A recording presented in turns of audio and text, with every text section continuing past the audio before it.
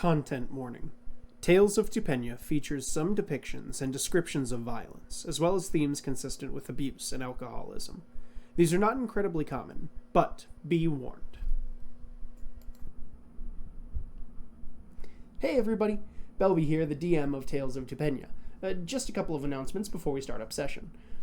Tales of Tupenia is a D&D live play show created by fans for fans, and as such features many homebrew elements.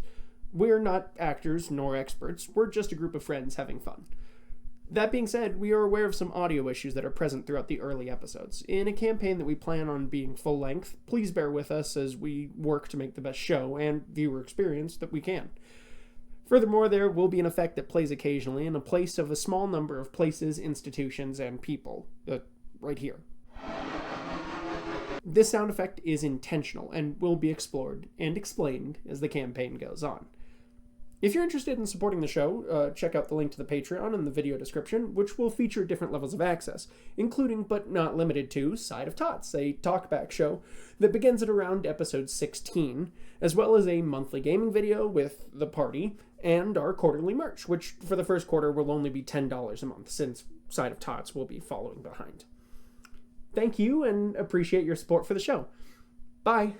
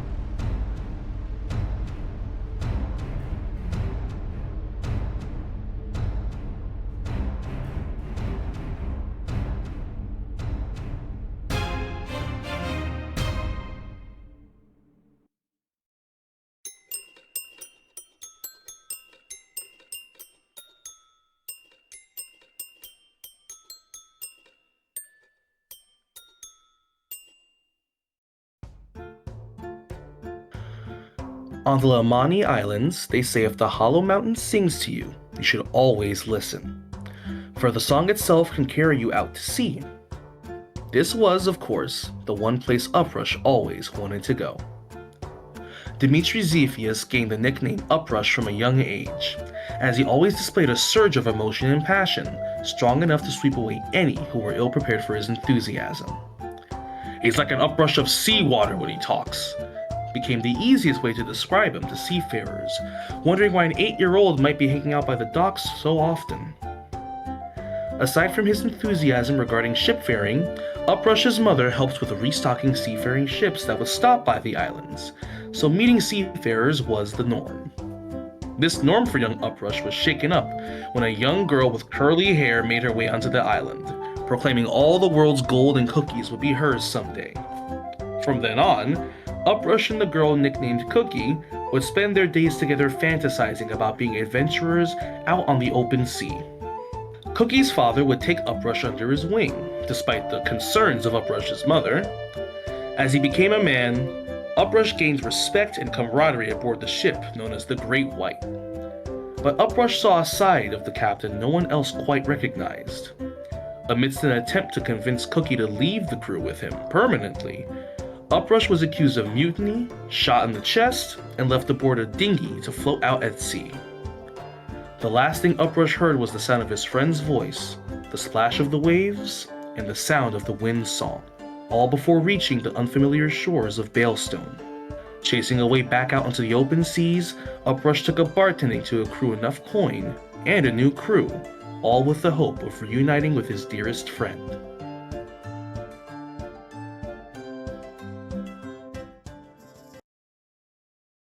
Born to seafaring merchants, Jack and Robin, hailing from Arigian and Kelcary, neither of whom were willing to give up a life on the sea. Hector grew up barely 4 years before returning to the sea for a life of adventure. His youngest mentor in the clerical arts was a steward of the drowned, a medic known as Tim Callaghan. Eventually, his parents' honest merchant dealings led them into conflict with a pirate crew of a fearsome captain, where Hector's parents passed away tragically, with barely enough surviving members to crew the ship into the nearest harbor.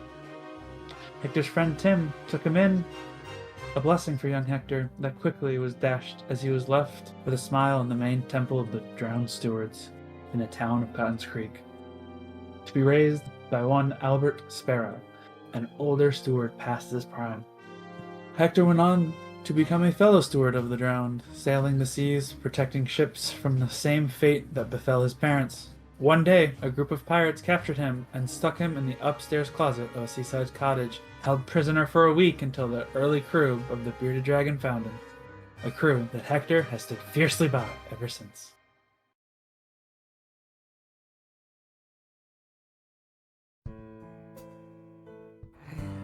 Grow Kadag was born and raised in the kingdom of the Red Dawn. His parents, Shior and Calabax, and siblings and fellow orcs were brutal fighters, taught to hone their aggression in battle against their enemies. Grow grew to become the tallest and burliest of his family, and one of the largest offspring of the Red Dawn. A capable fighter with a gargantuan size, a towering stature, and mammothian teeth that would make any regular human quite intensely shit their pants. Through his straight, raven black hair parts at the middle, a real charmer. He was inducted into the Black Blood clan and went on many adventures. As time passed, the clan would realize something about Grow that infuriated them. He was a sweetheart. He would frequently gaze upon beautiful natural flora and fauna, would resist killing any individuals who wouldn't directly harm him. Whereas all the other orcs were intelligent in livelihood skills and battle practices and tactical knowledge, Grow was a simpleton.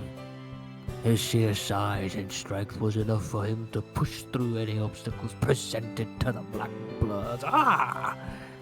But even as the rest of the Black Bloods slowly turned their backs on him, Grow was too simple to see it.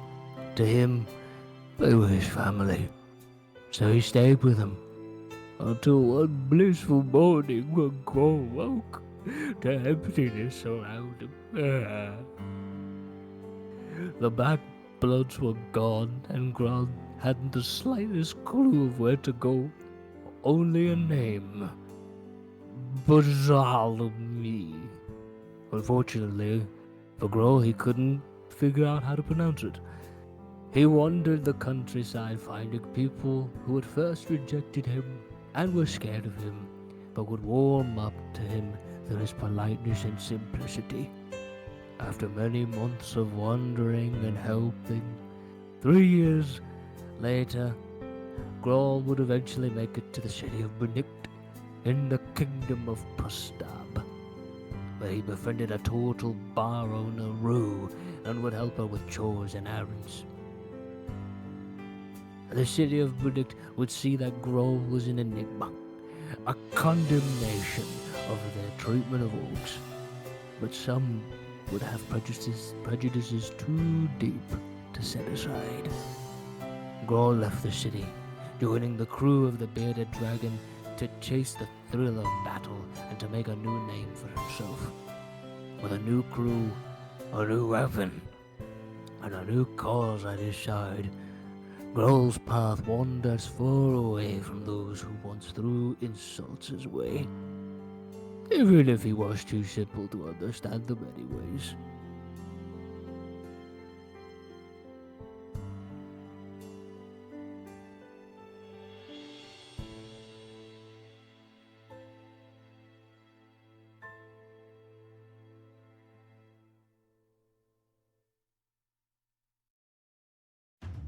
Adrian Drake was born and raised in Winterstone.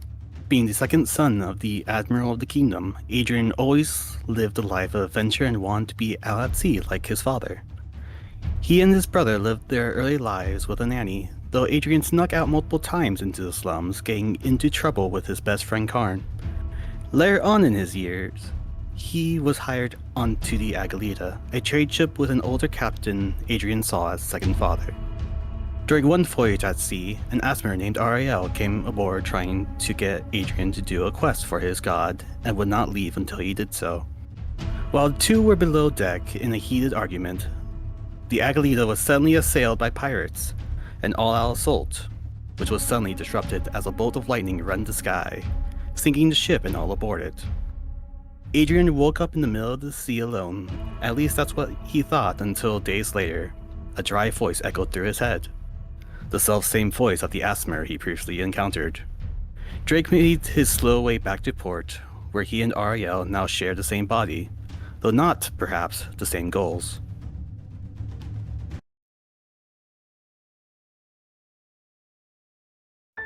I do not recall when exactly I became what we are today, but here be what I will share. Little John Jack grew up in the slums of Smiva, me mama telling me the stories of Kleck, the devourer of the treasonous, he who swallows the liars and cheats. Never understood why nobody heeded the warnings. We couldn't even trust our leaders, those meant to protect us. Instead, the Baron took me mother from me. I found a new home in the old elf tree, and found a new family all my own. Then he took that away too. I escaped the town with nothing but my clothes, and a few friends.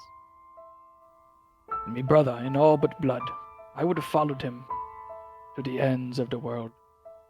And I did. And we were free. That the world took that from me too. Han, my brother, he sold me out for wealth and power. Under the thumb of the Baron of Bimbolo, the very man who took everything from me, I found if you take enough from a man, you make a monster. With nothing of the little boy in me left, the fish from my mama's stories spoke to me. I thought it a mere illusion, but it delivered us to new friends and freedom. I know it take more than fables to fix the wrongs of the world. It be taken more than the blood, sweat, and tears that has already been taken. It be taken something more. With me crew, we be feeding the fishes.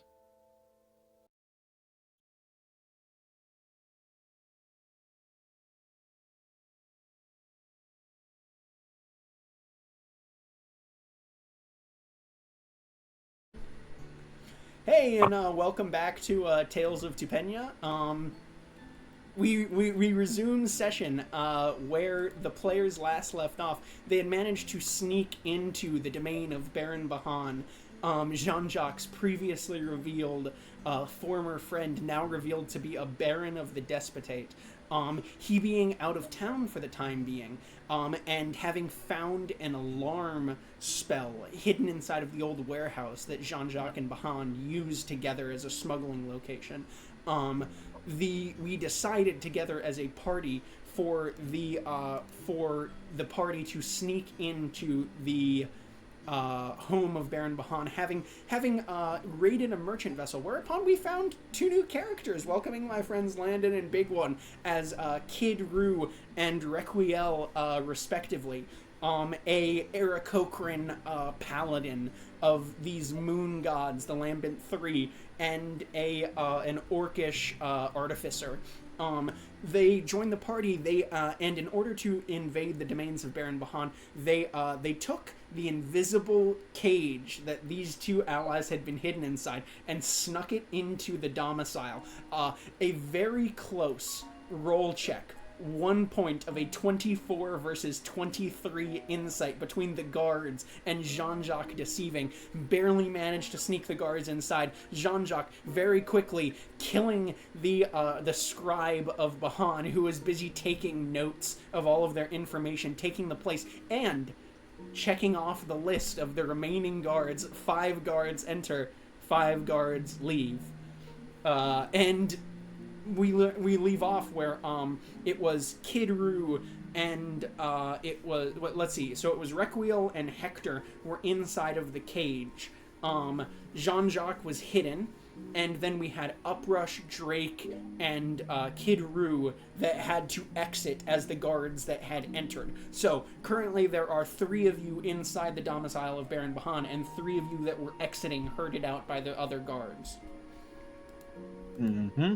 So, where are we going from here? We gotta find a way to get these guys back. We gotta find a way to get these guys back inside. I'm sitting pretty and waiting till I have to, basically. We're just hiding in the...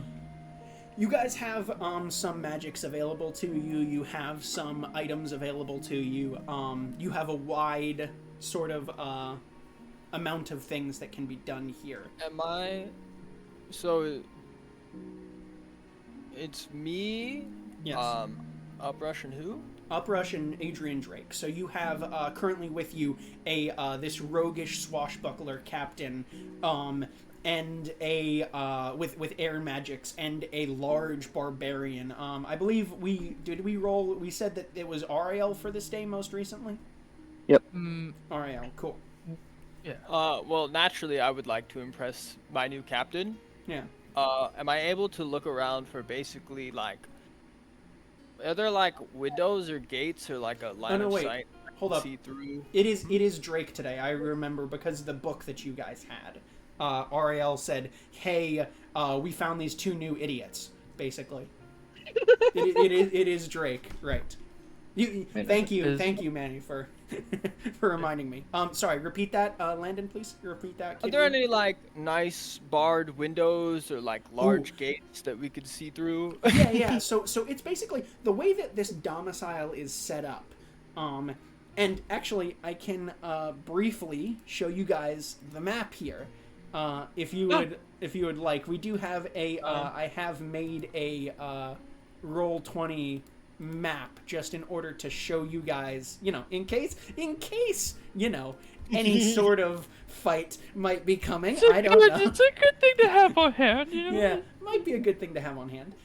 This is not currently occupied with any of the characters. So, I did full notice for everyone on the VOD. What I am is a person that is good at writing. I'm not a technological genius, so this map might or might not just be a bunch of different maps that are relevant posted next to each other. We're having fun here. So, currently what we see here are the, this big sort of, I don't know if, can you guys see my cursor on this? Yeah. So this big sort of central room, this is the mud room that you had seen first, Jean-Jacques, right? You sort of entryway through here. These ones that are all the same here are your guard rooms, your guard barracks, where there are going to be these sorts of, hammocks and beds and things within these domiciles. This is the sort of kitchen area. Is every guard room just turned 90 degrees? The guard room might have been moved around a little bit, so there are some guard rooms here. No. So this one here is these 4 are the guard rooms here. This is the kitchen, which you have access to. You had seen the cook going through there. This is the dining room. You guys had to go through this guard room. There is an entrance. Basically, think of these as like Betrayal at House on the Hill tiles, where there are doorways into the next door sort of things. So there is a doorway through this one into this is the secretarial office. At which point the staircase goes down to the level below, where there is the storage room that you guys had gone into. Okay. Mm-hmm. I'm still gonna mess this up in combat. Okay. Yeah. It's gonna be a little hard. We're gonna roll with it. I'm now going to stop streaming just because it's taking a little bit of a toll on my internet here. So your question, as for like large gates and things outside that sort of like 8-room, like it's built like a bunch of like little mud houses. Basically, they decided that they wanted to expand on this manor one after another. So they just stuck a bunch of, like, it looks like the back of an egg carton, where they just stuck a bunch of little, like, tiny circular houses next to each other. From the exterior, there is a large gate that you guys had gone through that is watched over by 4 guard towers at the corners of the domicile. Okay. Does that answer your question, So Landon? so these 8 houses don't have windows. Yes, some of them do actually. So the guard, it appears, you see that the ones that are the entryway, the mudroom does not. The guard rooms you can see now from the outside as you take a quick look. Roll me a persuasion, roll me a deception or perception check, your choice here, just to basically either pass off that you are taking stock of what is going on here, or hope that your peripheral vision is good enough to spot what you need as you exit. That's a really good spin on the roll options. All right, I'll just do deception. Okay, cool. Okay, a 19. 19 deception. Let me roll an insight here. Just to see what they're doing. Well, I mean, people are paying attention, guards are paying attention, but we did beat it earlier, so it's not a very high DC. Yeah, okay. Yeah, you're good. As you kind of, go to, stretch and, crane your bird neck around, for all they know, stretching is different for a bird. You're moving your neck around, and you 100% catch out of the corner of your eyes. You can turn and look, and your head kind of cranes back, and you get to see that the guard rooms, that the guard rooms do have these tiny windows, singular 4-pane windows. Think, not as big as a house window, but big enough that in theory someone could smash through it and fit through there, right? And you did not notice. Yes, you did notice that it would have been the kitchen has a singular window above the sink on the back wall. And I guess the dining room has 2 windows. None in the secretarial office. None in the Would there be no? No, none in the secretarial office. And none in the mudroom, basically. Are they watching us walk away? Yes, there are 4 guard towers that are actively manned. So you look up. Huh? Go ahead. Yeah, so you look up and you see basically, as you're exiting the front domicile of this location, you guys had parked your cart outside, and you begin walking away. Right? You notice that the guard towers, you look over to your right and to your left, and there are guards standing up there with crossbows that are just actively the early persuasion check has gotten them basically off of your scent. You notice that they're kind of relaxed, but they are still kind of paying attention.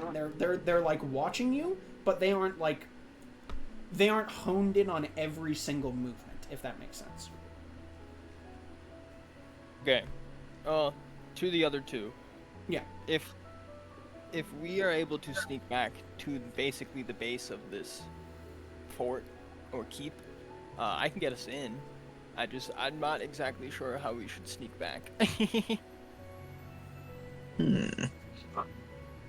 Well, I like your thinking already. They're a nice grove of trees, a corner we can go around. There is a corner you can walk around. It's not so much trees. This is a very as you got out and were exited from the merchant's cart that you guys had been found in last session. There is a wasteland that is around here. It appears that there is some sort of and decently enough It is easy to tell that this is not a natural blight that is upon the landscape. There is some sort of thing that has happened that has removed the ability. It's mainly scrub brush, small trees, things of that sort, right? It's almost desertous, not quite, but that kind of maybe a plains that a big fire had come through, something of that sort.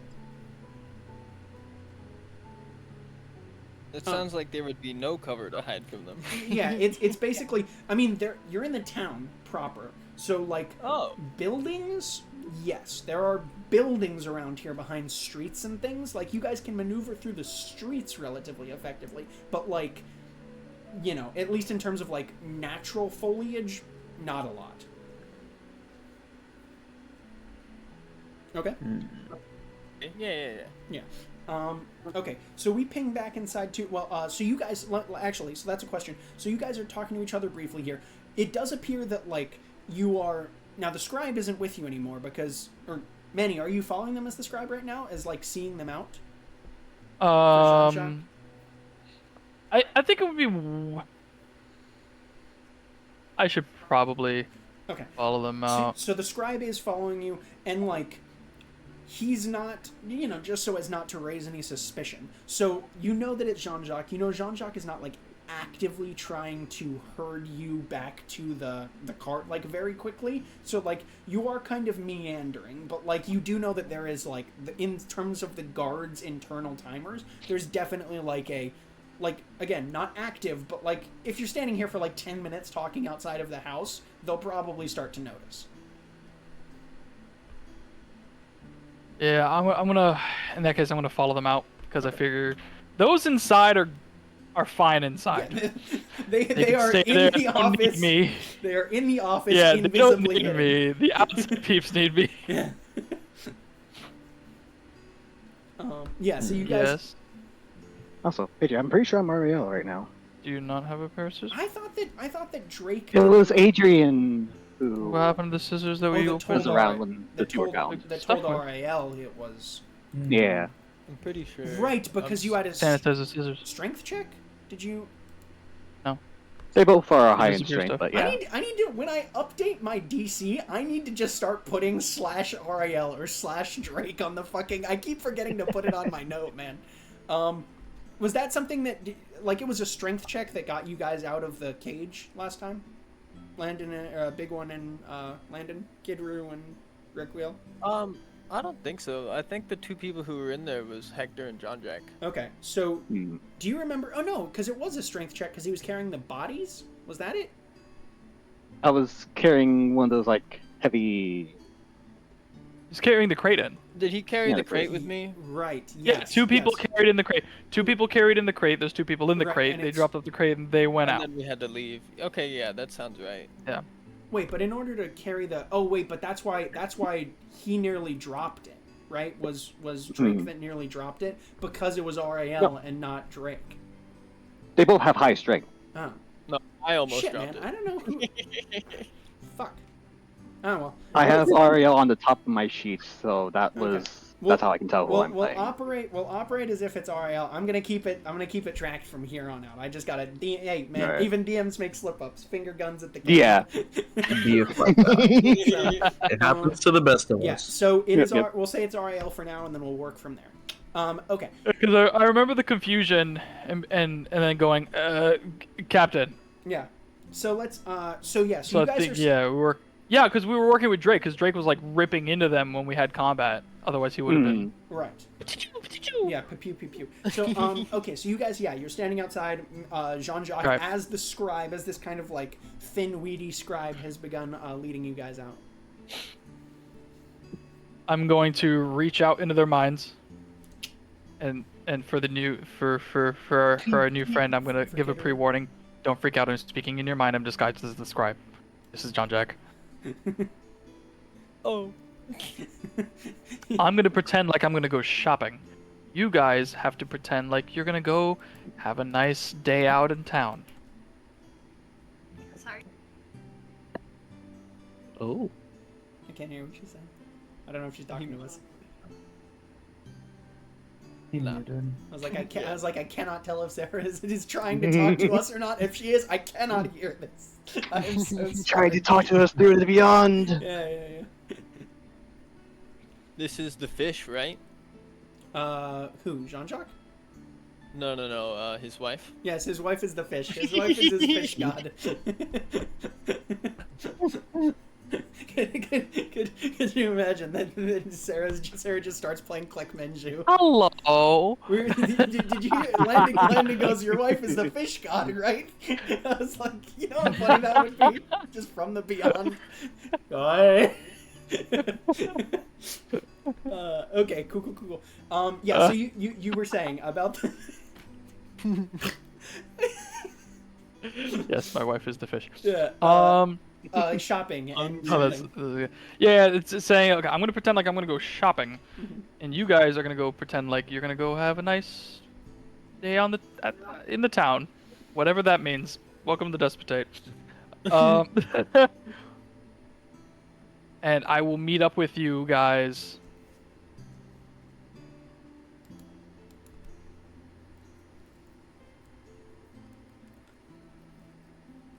I feel like we could meet. Should we meet at the fence? Or would that be too suspicious? No, because it's just guards and a scribe. We don't even look like us! Let's meet at the fence's place. Okay. Oh, at so you're talking about it at Urqui's. Yeah, okay. Yeah, we'll meet at Urqui's. Oh, okay. We'll meet at Can Urqui's. you even respond back?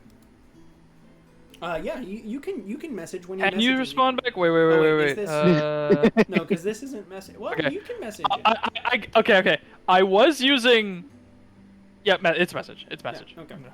Yeah, finger guns. Yeah, finger so guns, let's do a You I mean, can respond. You're probably gonna clear this. Roll me a deception or sleight of hand check.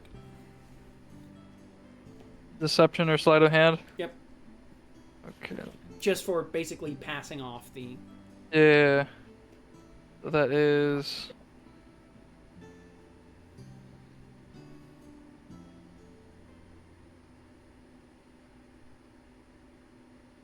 16. No, doesn't succeed that. 'Cause I think all it takes is. I think it's just you point. Yeah, not my best. Well, I mean, so yeah, so there is like a visual component to this of you like pointing at them. So, but my guys don't succeed the insight check here. So Yeah. you're good. They're not rolling great here so far. Yeah, you managed to pass all this information around. You guys are allowed to respond to message. You don't need to point. You just can, respond. Where's the fence? It'll show you. Lovely. Okay. So, You can so you guys. stay back. I have a way to get us back in. You have a way to get back in? I have an idea that could probably work. I just need to. You both be... have an idea? Shoot, Oh, I'm who going is it? back. Oh. All right. Well, we'll see you later. Alright, so you got a way in? You good? I feel semi-confident. Okay, his confidence, your semi-confidence, Semi-confident. I'll take it. Boop, I'm going back. the scribe surreptitiously just points around at these guys and then sends them on. I really, like I said, you pass the deception Yeah, check. play But it the off, surreptitious, okay. ka-choo, and then turns and walks back inside with his little notebook. You guys, you have your cart that you can lead out here. It's just kind of like a pull cart. Two people get to hop back inside it. One person gets to pull his allies. Okay, I'll pull it. and so I don't Kiru, think I trust that. You almost dropped the box last time. Fine, you pull it.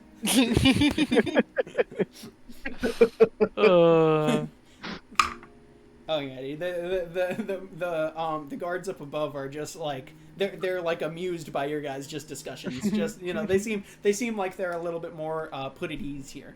So you guys make your way out onto this main sort of street, not like main street for the town, but like a large, they have a large sort of pathway leading to the Baron's domicile, presumably for these carts and things to be able to deliver relevant, things. So you guys make your way out into the town proper. Let's see. I mean, yeah, you on the way in. So I had given, I think, the rest of the party context, but yeah, context for for Kid Roo here. Yeah, it's very. There are a lot of poor people just out on the street here, like in terms of like.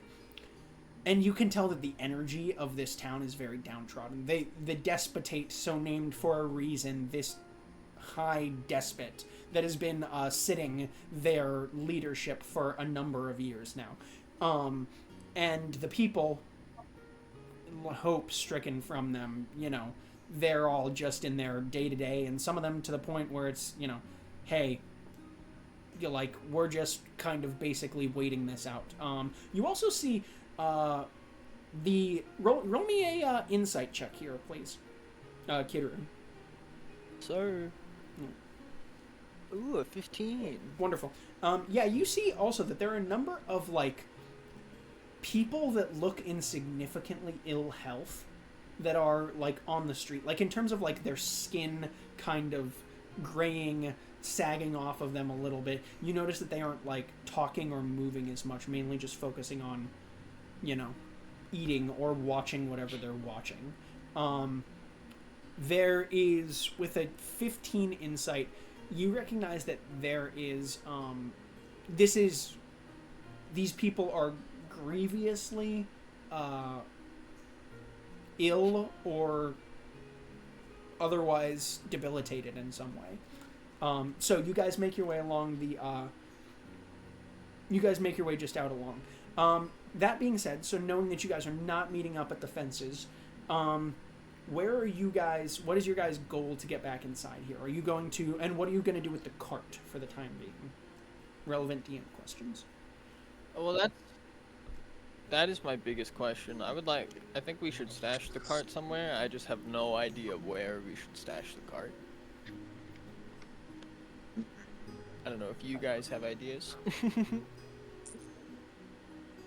Can't think of a location where we can pop it. Wait, where's the hole? Can we fit the cart in the hole?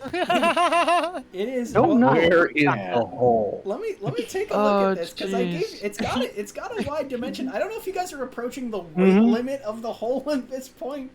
It might be. You might be. It has a weight limit. There is a weight limit on the amount of stuff that can. 16,000 pound storage space is what you guys have. Oh, this thing is definitely not even touching that weight. Well, including I am including the 12 plate mail bodies and a lot of weapons that you guys have currently but those guys are like 200 pounds. Yeah, it's not. I don't think it's that close, but it is. So it's 15 feet in diameter. So yeah, you could probably fit the cart in there. I mean, it's only, how deep did I give you guys? 10 feet deep. The cart is the cart less than 10 feet deep? I'm going to roll a luck check for you guys. I'm going to roll a d20. You can also take off the wheels. Just saying. You can also take off the wheels, but I'm talking length of the cart. I'm not as concerned about the width. I'm talking length. Is the cart longer than 10 feet? Yeah, it's a fit in there. So it's going to be a luck check. I'm going to roll a d20. You want an 11 through 20. Okay. Lord have mercy. Well. What did you roll? Well. Guessing is low. We gotta honor that. Is that not catching? No. Why is this not catching? Dice. Yeah, there you go. Natural 19? Oh. Natural 1. God damn it. I should use a different. I should use a different. Different die here. Boy. There you go. Thanks a lot. Yeah. Hey man. Hey. I mean, maybe I should have given it to the party to roll. You know, there's but you guys, it does appear you could possibly, like, if you are fine damaging the cart just to, you know, fit it in the hole. You guys could probably, like, hack off a couple feet at the back, like, bring it out of town, hack off a couple feet, and then come back into town. But, you know, it would require some woodsmanship for you guys. There is some carpentry to be done here. I mean, is just, like, leaving it outside of town a horrible idea? It'll get robbed, probably. But, it'll probably get robbed. but in terms of, like... Do we need the stuff? I don't know what's in I there. mean, it's just a cart. Valuables? That's a good point. It's kind of just a cart. It's just a cart. Are we hoarding at this point? I We bet can't these just people leave it need with it more bodies.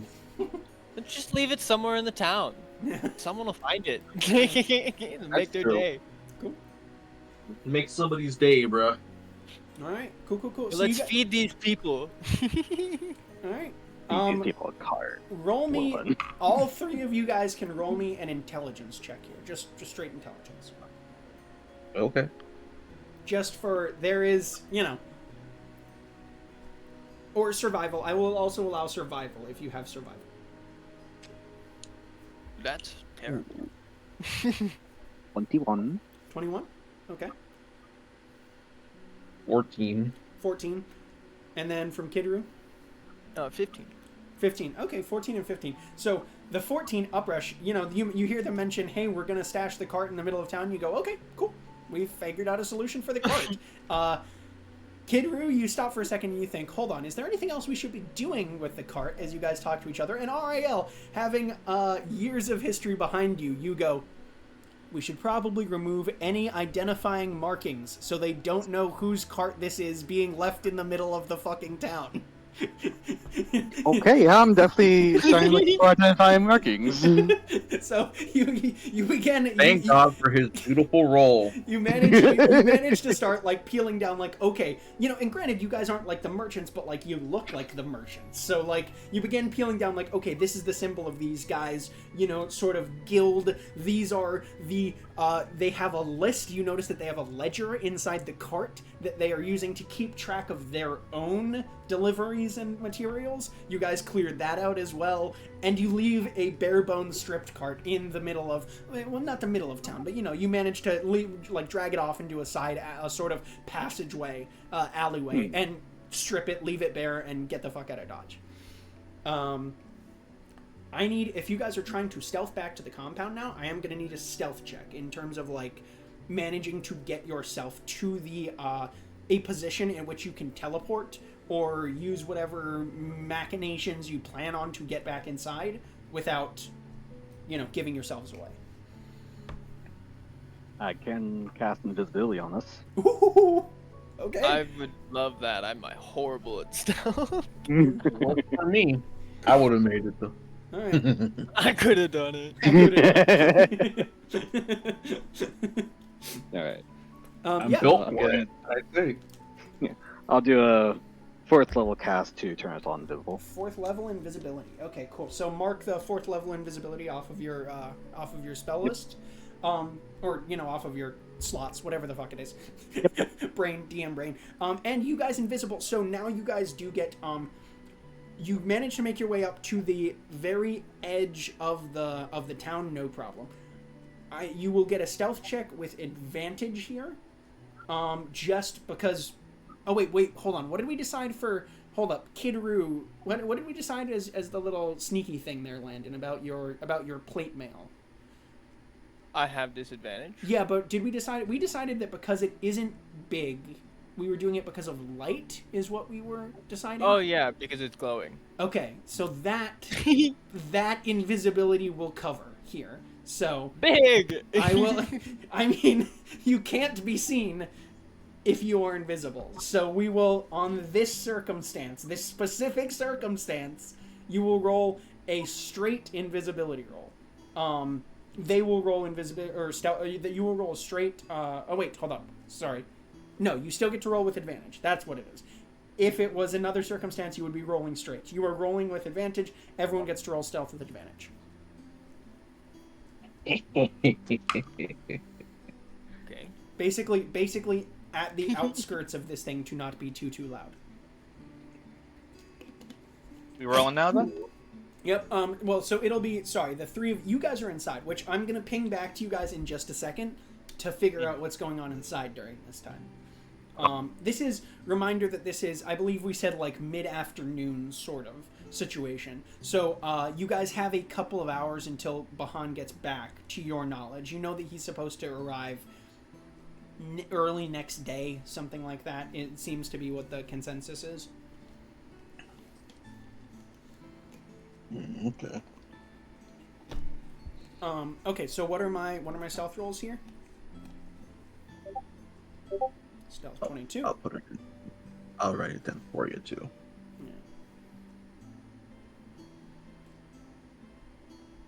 Yeah. Stealth 20, dirty 20. Okay, cool. Yeah. And then Landon.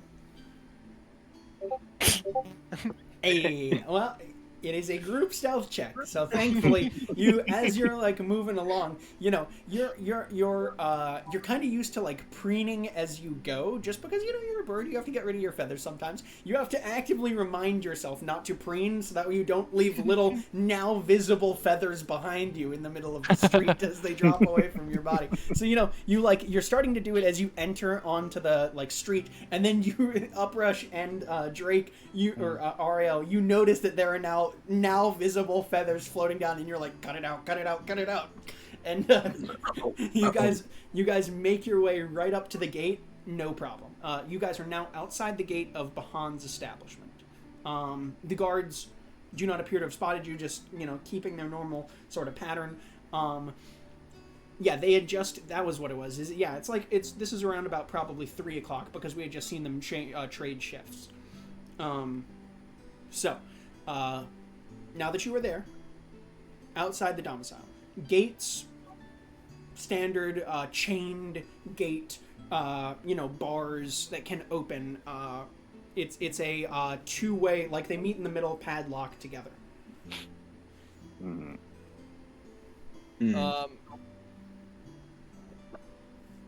I mean, I don't think like going through the front gate is the best idea, no? Probably not. So I went through when we came in here the first time. I had gone with John Jack into the chamber. So would I know like the room next to it has a window? Would I be able to know which one that is to like? So you know that the storage area that you guys went down to is downstairs. You do know that there are access to these that have windows upstairs, and you do know where their locations are. But you do know that the rest of your party currently is downstairs in the hidden office. So that's what I mean. It's like, I know I can't get there directly. Would I know which room is next to it so I could go straight into there? Yes. You would have gone through the secretarial room because you guys were all moving the crate together that had your allies in it. Lovely. Are we able to make our way around to that window? Yes. So you do know that. So the secretarial office does not have a direct window. You would have to go into directly next to it. The next room that has the window is the dining area. It is middle afternoon, so you know that the dining area should not be occupied currently. So yes, you can make your way around to the back of the domicile, and you will be within, let's say it's 10 feet from the outskirt of the gate to the window directly. All right. Well, I've got a plan, guys. Unless either of you want to speak something up. Go ahead. By all means, what you got for us? All right. I want to bring us around the back. It's time to impress the captain. Oh, brother. And are you doing what I think you're doing? Yeah, probably. Yeah. Now, I haven't put the most. I have like a vague idea of what it would look like. If you would like, you can give your portrayal of what you envision it as, because I don't have a great one. DM description. So you're going to be using the moonbeam effect, right? Yeah. Yeah. Okay. So. Fucking what? Yeah. So you guys watch. Yeah. I'll give a narration for this. Hell yeah. So Kid Roo. So you do know that you will drop the spell by casting invisibility, or that you will drop the invisibility spell by casting this. So. This is another one. If you would like to roll a luck check, so I don't roll a luck check, or you can also, if rather than a luck check, you can also roll a perception check to time it such that you do this teleport effect before they see you. Okay? What is a luck check? Just raw? Luck check would be flat. It's like a 50-50, right? 1 through, and circumstances would be like if you like successful other things would help augment this, if that makes sense, right? Okay. Yeah. So successful circumstances, meaning like if you time it such as just as a guard is turning his attention away, that'll augment the check. If you manage a successful perception check clearing the DC by a high enough amount, it will become effectively guaranteed, right? I'm basically luck check is it's on. I roll a d20 and it's a DC that is, or you roll the d20 and I determine the DC based on the circumstances affecting you. So like what is the chance that someone happens to sneeze and turn towards you right as they are casting? Right, something like that. Like weird things that would be outside of, luck control. I trust. We're going luck roll. Cool. And do you want to roll a perception check to increase your odds real quick, just to check when the guards are. I already threw the dice. Oh, okay. Hell yeah. Okay, so what's the number? Raw dogging it. Oh god. He's confident. I got a 16 in luck though. Okay, so he succeeds. Yeah, it was 50-50 without any more circumstances. So you guys see as Kidru out of the invisibility, you guys begin to panic a little bit as you see him begin to materialize from invisibility. You watch as his feathers, he outstretches his arms, and the light begins to radiate off of him. You begin to see this, it is, hold on, time. Need my phone. I'm like, I want to make sure I describe this in the way that I want to describe this. Pause champ. Pause champ. Yeah, okay, so let's get in here, and where are you? You are here. Yeah, so you see this, like, lavender purple light begin to radiate off of his white feathers, being amplified by the reflection off of his white feathers. You see this purple and yellow off of his crest begins to radiate. You watch as he's suffused in this purple light, and it, like, around you there is a circle of purple light that begins to suffuse your area. And do you hear him? Do you have like a call? Do you have like a call out that you would like to do here, or, like a prayer, like a quiet prayer? I feel like for the other two I would, but not with the prince. It's probably just like a hey, how you doing? Yeah, hey, how you doing? You watch as the shield on his arm. You watch on the thirdmost face this sort of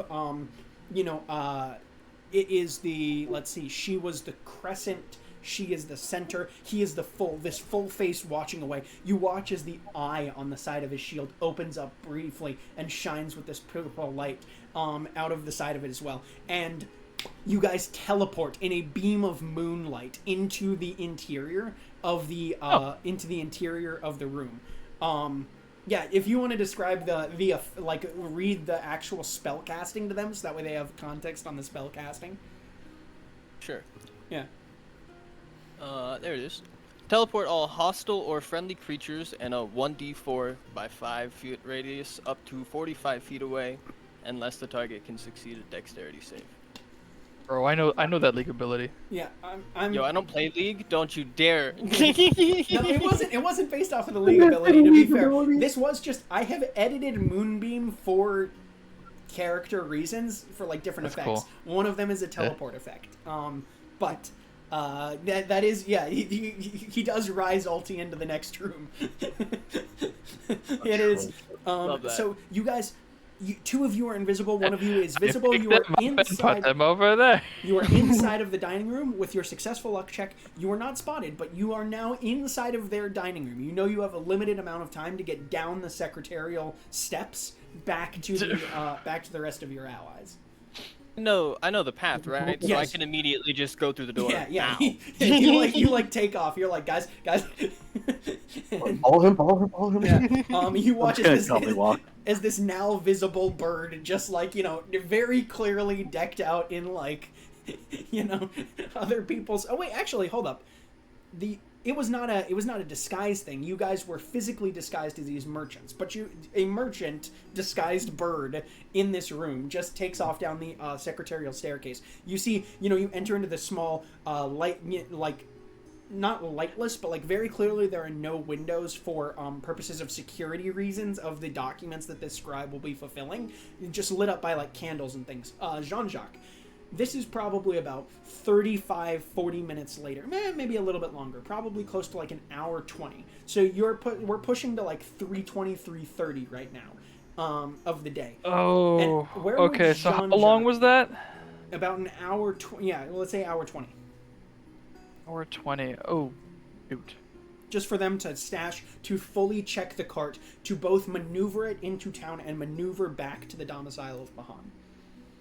So where would you be right now? Are you just stashed out in the downstairs room with Hector and Requiel?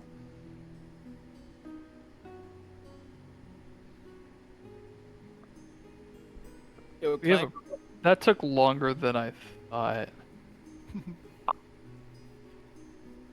I mean, you would know when your spells end.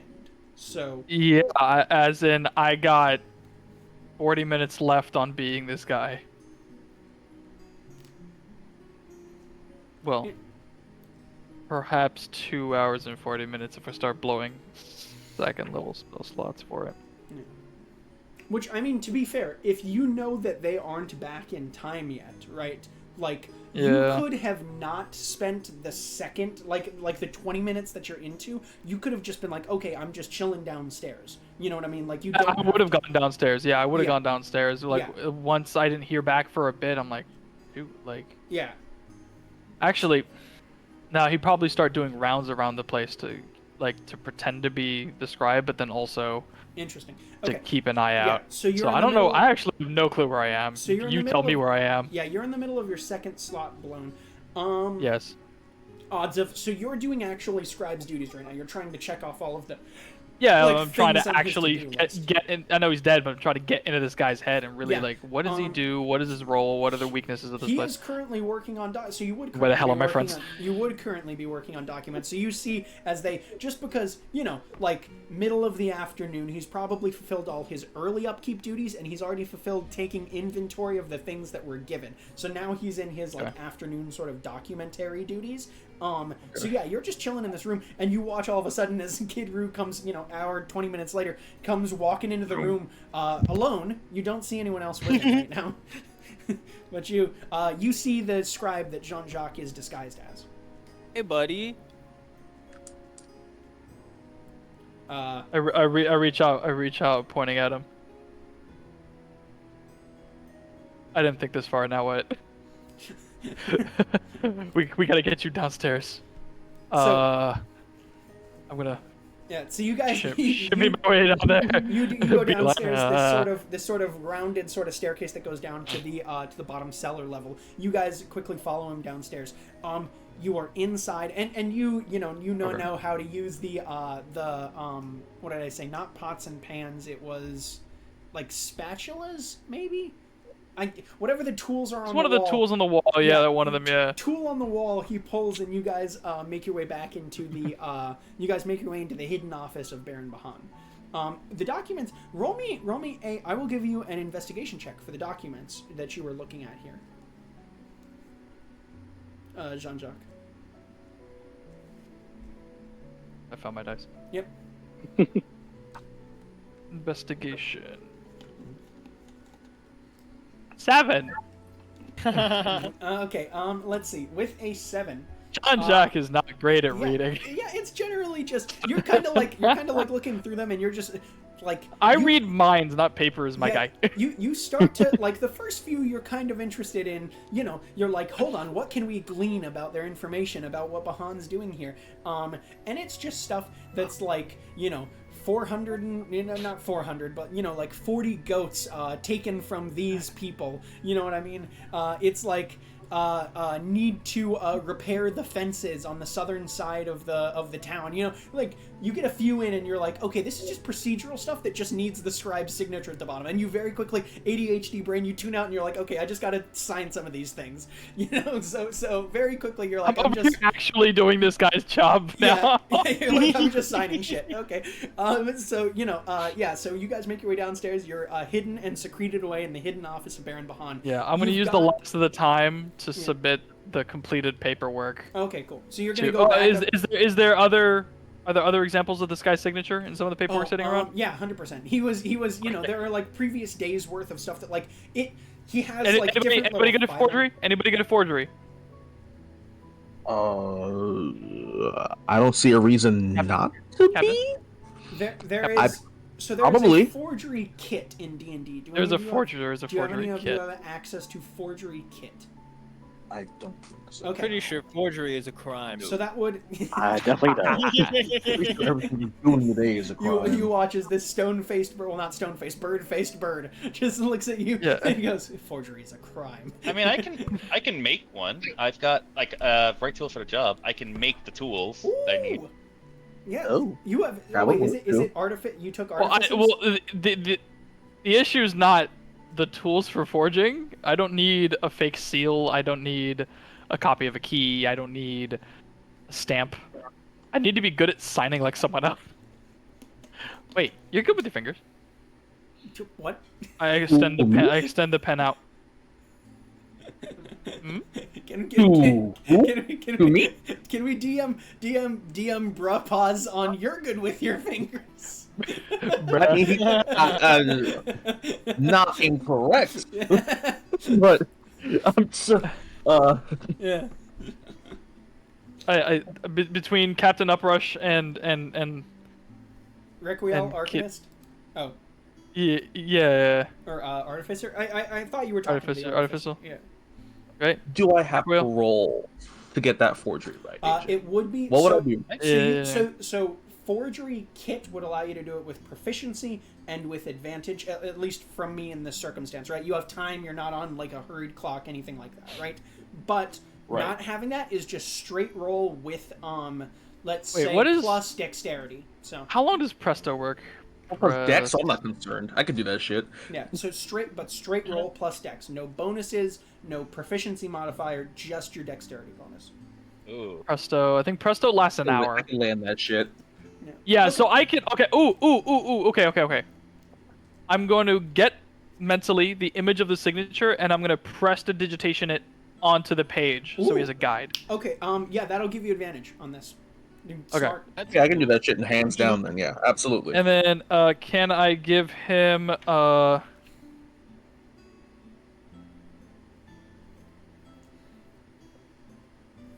I'm gonna do a bard thing. Okay. I still have my inspiration. Oh, you still have it? Oh wait, no, I think it lasts like. Oh no, it lasts 10 minutes. Oh, Oh, never so mind. Other Those inspiration. suckers last 10 minutes. Then that shit is gone. Yeah. Also, by the way, for the teleport, I know it's just a class ability, but it was cool to see it for the first time. So you're gonna get a commitment token, Landon, for Kidru. I don't know if I've explained those before. Commitment You did the tokens thing. are a thing that I am basically giving you guys as like boosts to important rolls or like pull downs on enemies' DCs, if that makes sense, right? You can use it for yourself or against an enemy, and you gain them when you do like cool character actions, basically. Like things that make sense for the character, are interesting, are developed. You know what I mean? So, first time we've seen it, cool ability, commitment token. So, Are the other two still invisible? yes, you guys are downstairs currently in the Bahan's office. Two of you invisible. I guess I probably can have a tell few them minutes that left they're on it. here. The what? Okay. By the way, the captain's here. While you're doing things, I'm gonna plop down the portable hole, drop invisibility, and just start going in there, sorting things. Cool. Yeah, there's plenty of enough room in this office for for you to do the portable hole. Yeah, I'm gonna. Holy shit, Sorry. meantime, I'm gonna give inspiration. I was gonna make a rhyme about fingers, but Okay. I decided not to. Cool. changed his mind at the last second. So I thought better of it. See, do I do a limerick on fingers? Perhaps not. Because what rhymes with fingers? Dinger? I don't know. And then Ringer? and it's like no. Yeah, No. okay. No, we're not doing that. You see Jean-Jacques start composing in his head, and then, I'm not that kind of bard. yeah, And that's a finger. You know what? Never mind this shit. yeah, you see Jean-Jacques start composing in his head, and then he just goes, "Just do it." Well, you know what, man? You got it. Just take care of it. You got this, Captain. You got this. No problem. You're Yeah. not wrong about that. So roll the it is a dexterity check with advantage. Yeah, and then just add your dex modifier to this as he projects with prestidigitation this little illusory script of the previous scribe's handwriting there. Say, whew. I bet if I could do this show, I can't even see my hands. Ooh, good roll to start with. Okay. Huh. Okay. Better or worse? Oh, worse, but only by one. So Okay. it's not really a big deal. Did you roll it? Did you roll the inspiration? Oh, and you have I inspiration? is. did not. It's a D8. You could add a D8 if you'd like. E8. That does not hurt to have.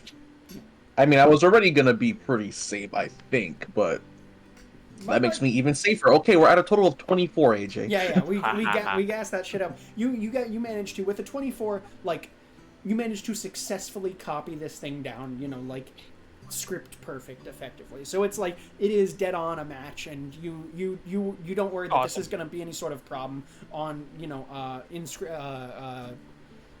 inspection of this document. So, yeah, so you guys are downstairs. You have now filled this out. You have these documents, and you have, to your knowledge, he should be showing up early sometime tomorrow. Now, you know that because the scribe isn't there, that no one should be coming down here to deal with, you know, because you've been paying attention through TAC this entire time, Jean-Jacques, on and off. You know that nobody should, in theory, be coming down to this secret office, right? Yeah. However, you do also know, like, the two things that are, like, running in your head is, like, okay, no one should be able to tell that we are here, right? And no one will come looking for us. However, the person that they might go looking for that is not there is the scribe. So you know that there is not necessarily a limited amount of time, but you guys have to be very precise about the times in which the scribe is seen in order for you guys to get away with this for, you know, the potentially 15 hours you have to be here until you think Bahan will be showing up. Yeah. Oh, it's easy. Just do your duties and then lie and say you're going to go rest because you feel a little sick. Boom. There you go. They'll never come looking for you after that. So I'm retiring to my study. Yeah, boss man, I think we're gonna go with that. Cool. We're gonna, yeah. All right. So, do we want to? And I assume at this point that Hector and Requiel are no longer in the Cave of Wonders, right? The Cave of Wonders. Or in the Cage of Wonders, yeah. Yeah. Okay. So you guys have come out into the main room here. Drake, what are you doing, or Ario, what are you doing with the hole? By the way, I was just sorting everything. Okay, cool. Yeah. So you managed. We kind of just threw everything in, so. Yeah, you hop down into this pile of dead bodies. Roll me just an It's only athletics. 3 dead bodies. What? I thought you put all 12 in there, wasn't it? Weren't there like 12 dead bodies? You killed We them have all. all the fuckers in there. There is a pile of dead bodies in that hole. Yeah, There's think you might 2 have left a bodies. few. There were 2 guard bodies and 1 scribe body. The others were left at the other You carts. left 10 bodies at the Oh, middle of the- Yeah, we did. Okay. We said that we were ambushed and we Right. were the only ones left, so Right. Okay. we left the dead bodies. Okay, that's that is right. true. Okay, so that's relevant. Okay, so you only have 2 dead bodies. You don't have to roll an athletics check to not, twist your ankle jumping into a pile of dead bodies in the hole. You also, let's see, you have all the weapons. Yeah, you've managed to get it sorted. I mean, it's you're in a hole, right? So, like, it is wide and flat. You have now noticed that these things don't really shake around when the hole is folded up extra planar. But, you know, it is just, you are sorting them as they would sit on the ground, basically. Yeah. Unless you guys were to put some shelves in here. So do we want to gussy up the hole with some shelves? Later, we don't have any shelves with us right now. Yeah. So yeah, you managed to get it all sorted well enough. Okay, so unless there's any party business that you guys want to actively do within this sort of 15 hours of you guys sitting around in this room, I will DM question for when Jean-Jacques is well, let me leave it with that. Any party business that you guys have for this 15 hours while you're waiting for Bahan to arrive, any setup of the office, any inspection of his office, anything. Yeah, I'd like to Definitely want to respect go this. through documents or any like potential. Did we rummage through his shit yet? No, Did we like? you guys had No, only just we really should. much. yeah. Okay. Now I want to rummage. I want to very meticulously rummage. I want to look at it and then Yes. put it back exactly the way it was found. Yeah, you guys have a lot of time for this. It will be, it's more of a can you succeed at the notable things question versus the amount of stuff? Because you have enough time for the amount of stuff. There is a safe that is sitting on his desk that you notice. I'm going for that shit first. You have to That's roll the first thing I want. You have to roll a sleight of hand check, I believe it is, to unlock it with your thieves' tools. I would like to help him. Yeah, I would like to help him. Help action? Okay, cool. So that will give you advantage. If you want to use another, are you going to give him another? Because I do also have proficiency with the thieves' tools. It is a high DC. I'm going to let you know this right now. Mainly, actually, I'm gonna DM put it on the table ahead of you. So, what is your current bonus to sleight of hand, Uprush? 8. 8 is your bonus to sleight of hand. Ooh. You have advantage. Mine's the same. Right. Mm-hmm. So, with a natural 20, your roll would be 28. Yeah. I'm going to let you know that it is a DC 25 check in order to access this safe, which means that on your roll, you have to roll a 17 or higher in order to succeed on this. So, that's a tough luck. You get to roll with advantage here. And Wait, if there are any bonuses- okay. This desk. I knock on the desk. Made out of wood? Yeah. Made out of wood. Yeah. Wood, hard wood, Okay. walnut, probably. Because yeah. Oh, I got a walnut. Yeah. All right. I have tack, right? Yeah. How big's the keyhole? Dude, tiny. Teeny. I mean, Tiny. Standard. Tiny. It's key size. It's not it's not the size of an M. You know? Can a spider get through it? Can our artificer make a key? Because tack can shapeshift. Okay. Let's see. So could a spider enter through this keyhole? Keyhole size. If not through the keyhole, maybe like, I guess the drawer is probably flush. There's not like a seam. Yeah. Okay. I'm gonna say is there a way other than this lock to get it? I'm gonna say not a spider. I'm going to say you could if you have a teeny tiny the closet stuff is pretty precise as to what he can turn into. Yeah. So if it's not in his even at least smaller according than to a flea could probably fit in there. Like I'm talking. Shape changer. Quasar can use his action to polymorph into a beast form that resembles a bat, centipede, or toad. I'm not talking like a wide centipede. Centipede. Nah, not skinny enough for centipede. So I'm thinking, like in terms of like, this is a developed locksmith that has gone at this. This isn't like your typical, like you see keyhole, and like a thing. This is like a standard like door, maybe a little bit less sophisticated, but like a standard door, front door key. So like it is, the thinness of a house key, basically. All right. Yeah. Hey Hector. Say a prayer for us, buddy. I'd like to also give him inspiration again. Inspiration on this? Okay, cool.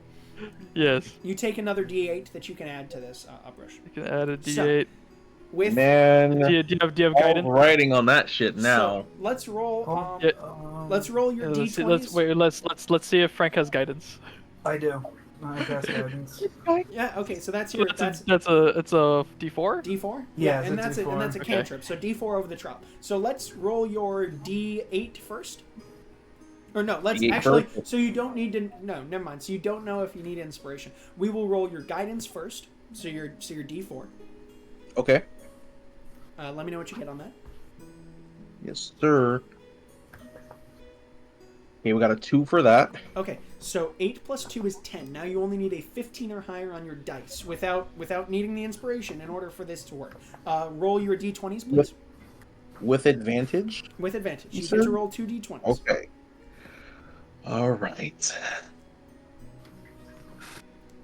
I am shout out to the I appreciate the for stakes creating. Shout out to the amazing tutelages of Brennan Lee Mulligan on the internet for some of this stakes play. First one's a 13. That first one's a 13. Okay. Stress. So this will determine basically whether you need to use your inspiration. You still have inspiration. I rolled an 18.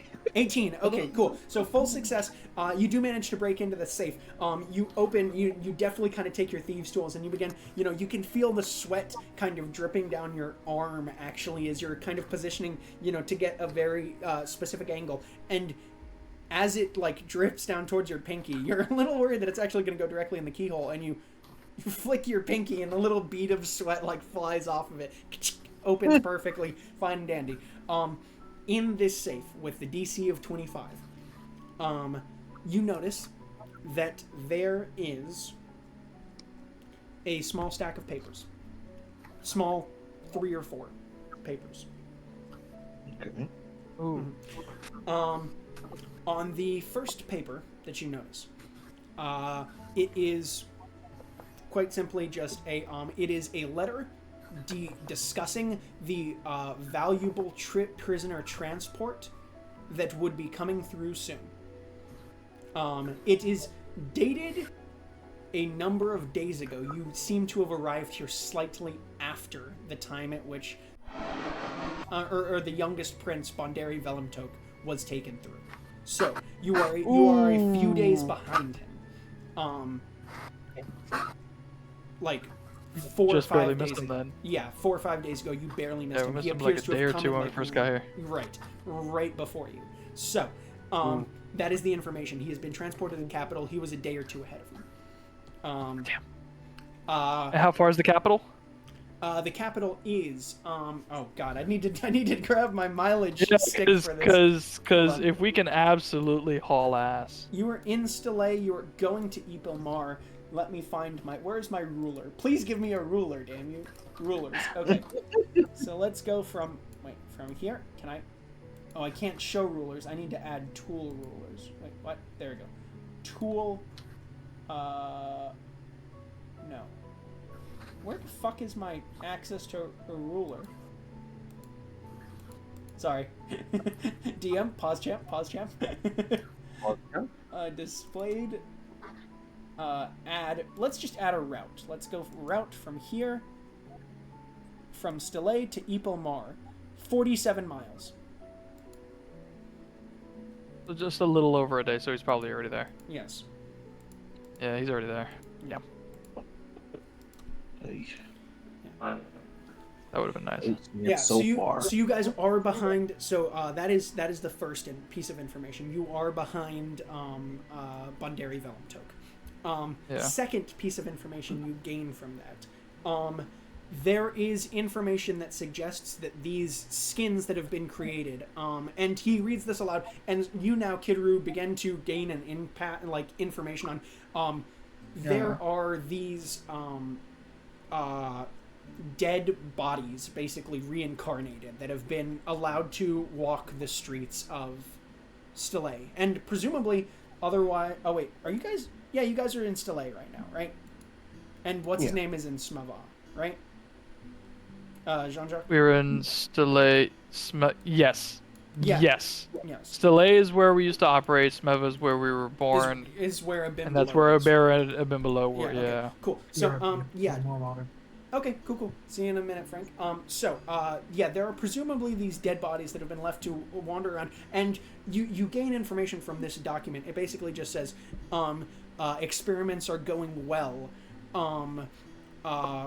The early test subjects have been released back to the populace throughout the despotate.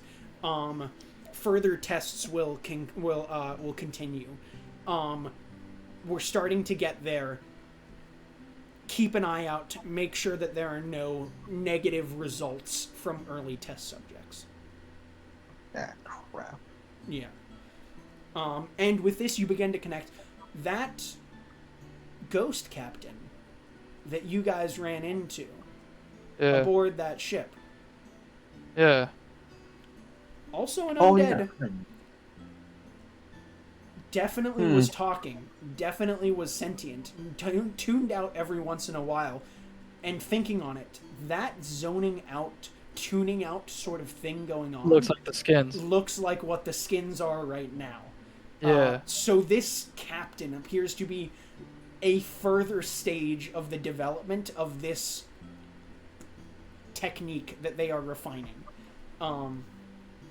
Oh crap! As the third document that you find there says, it is basically it is a receipt to Bahan's mansion, and just the full ownership deeded of this location to Bahan for services rendered to the despot. And you feel a sinking pit in your stomach, Jean-Jacques, knowing exactly what the service rendered was. Yeah. Yeah. I don't know. And with the last piece of information, you just basically see that appear to have met their match, might soon outlive their usefulness. Other plans potentially needed. And that's just and that is a letter directly from that is marked CK. No, CK. The letters. K. CK. Oh, CK. Oh, oh. Hoot himself. Yeah, no. Made my whole heart stop for a second. Yeah. It's like, bro. Ooh. CK. CK. CK. C. Do we know anybody with those initials? Do I know anything about the despot's name? Lost to. I mean, at least in terms Lost of to time, has I not assume. been. Yeah, she has not gone by it in long enough that she just simply goes by. She has embraced the title of the despot, the people's title, and wears it with impunity.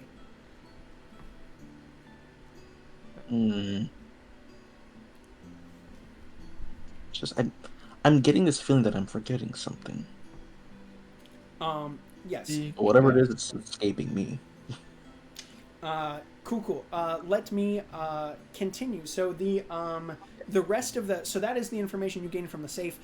Simple investigation of the rest of the office is just, simple, wines. Like it's all of his fineries, but and the documents, the other sort of documents are basically like procedural things that would also make sense. Like, it appears that the most important of the stuff that is not going outward that the scribe is doing, like stuff that is like deeding of titles, important previous military movements, things like that Bahan would need to know, are like filed here in his office.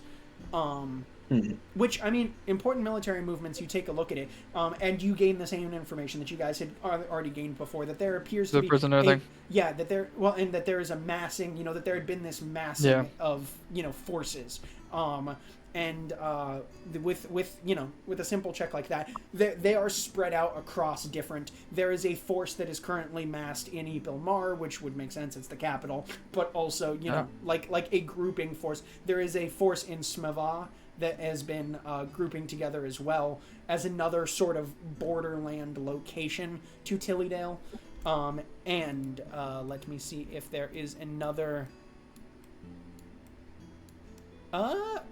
Yeah, you gain... and let's roll a simple investigation check here, because we didn't hit an investigation check for the information you gain from the other materials, the non-safe materials. Am I rolling one, or is it just a was it Hector that was leading the investigation check here before? Like, you said you were going to go look around the office? Yeah. Yeah, cool. So, with advantage for allies helping you. Yes.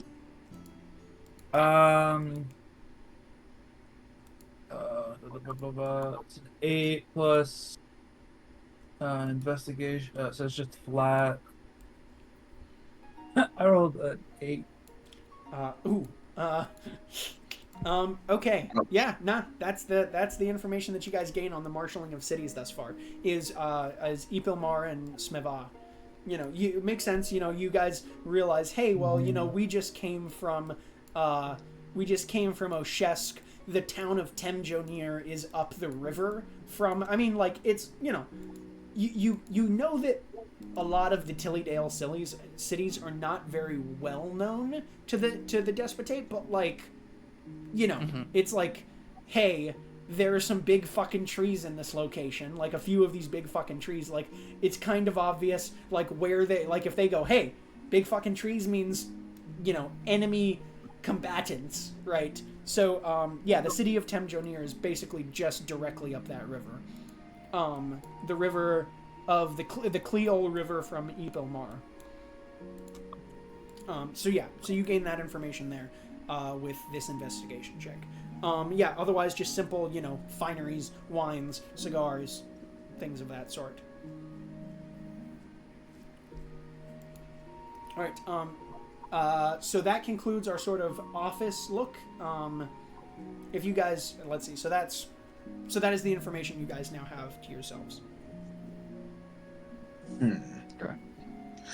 I wish did someone please tell me that you took down a note of those things I just told you, because I realize that I don't think I had a concrete I said A, B, and C of this down. I had plot points that I wanted to.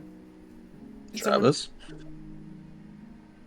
Ariel was in the portable hole, so I was not. Piss. Right Okay, now. so let me. Well, actually, good news is that DM has the recording. We are doing this recording. So I will look back on the recording, and give you a detailed. I mean, it was. Yeah, that was 1 to 2 days ago, or 1 to 2 days ago. The captive prince went through. Behind Bondari, the experiments on the skins. Yeah.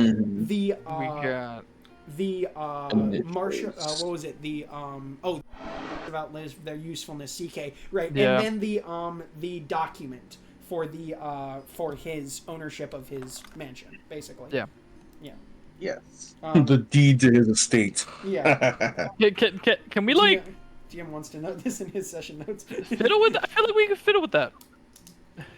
Let's do. And again, if we succeed, we don't need to fiddle with that. Yeah. Session notes. Yeah, dude. the curse of being good at riffing is every so often you riff something off of your notes and you're like, hold on, what the fuck did I just say even? I don't remember what I said. Uh-oh. Yeah. Pause champ. Let's do skins. What did I just say? Experimentation. Yep. Experimentation proceeding.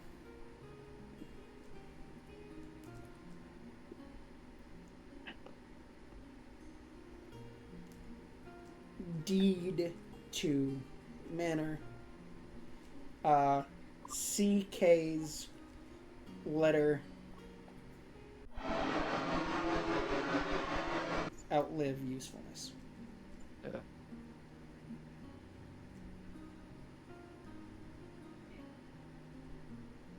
Cool. Okay, so we resume there. So that's all the information you guys have. Jean-Jacques, let's do a what would be a good way to go about it? Unless you, so I'm gonna give you as a player the option to tell me when you think you would like to step out for the character, or you can roll a check for the character to determine how good they are at it. To pass themselves off as this. Because how many spell slots do you have left for this? You know in that my current state, two more. 2 more. Okay. Cool. So you know that you have 2 spell slots left. You know that you have. This has taken you another hour or 2. It's not a point at which it would be concerning for the steward not to be seen yet, or the scribe not to be seen yet, to your knowledge. So we are putting it at 2 hours later. So that'll put us at around 5:30, going on 6 that afternoon. So you have 2 slots left. When would Jean-Jacques like to step out as this scribe? Or you can roll. I think I'll do that right now. Okay. So at 6 o'clock, having been a couple of hours, you're going to step out once for a check. You know, in theory, that you will have a night of sleep, but this guy can't work 24/7. Is he an elf? I imagined him as an elf or a half elf. I don't think I made. Did I make him I just really hope he's not an elf. No, I don't think I made him an elf. Time. Scribe. He's half elf. Where are my notes? Sorry. Checking notes. Yeah, well, I think I just made him like a I think I made him a half elf. We'll Okay. roll with that. DM will change information if it becomes relevant here. But I think it was Yeah, because half the elf. relevancy I'm thinking of is for the is sleeping. Yeah, I got for you. this. Yeah, But if he can just go 24/7, his OCD little butt can keep going. Yeah. So I'm gonna make a token appearance. Right, and you've Whatever. You've said, I'm gonna check. You've said already that you're sick, or no, you haven't said that yet because that I haven't was said that yet. An idea that the party just came up with. Yes, so you. Yes. Idea. Captain had a good idea there. I don't think Right. I'm gonna go with it. And you know that you will need to pass off in some way, shape, or form. Because remember, you saw that there are not sleeping quarters here. Like there were sleeping quarters for the guards. There are not sleeping quarters for the scribe or for the cook here. Okay. I have a cheese that I would like to perform. Yes. Deliver me the cheese. Bring unto me the cheese. Deliver me the cheese. I'm gonna go see if I can find that matron because Okay. she was the one in charge, Yes, right? Like the cook. okay. Okay, so I'm gonna go over to that Or I guess sorry, older housekeeper, older not woman, the cook. the Yeah, housekeeper. I go to the housekeeper. Yeah. Excuse me, ma'am. I'm feeling a little bit under the weather. I have finished the documentation required for the day, and I hand her the signed documents. Right. I'm gonna bow out for the rest of the day if you do not think that is an issue. Oh, interesting. Okay. Sorry, DM, interesting. Yeah, roll me a deception check. You get advantage because the actor feat, you're perfectly mimicking his speech and patterns. So we got that, and a 18 plus 11, 29.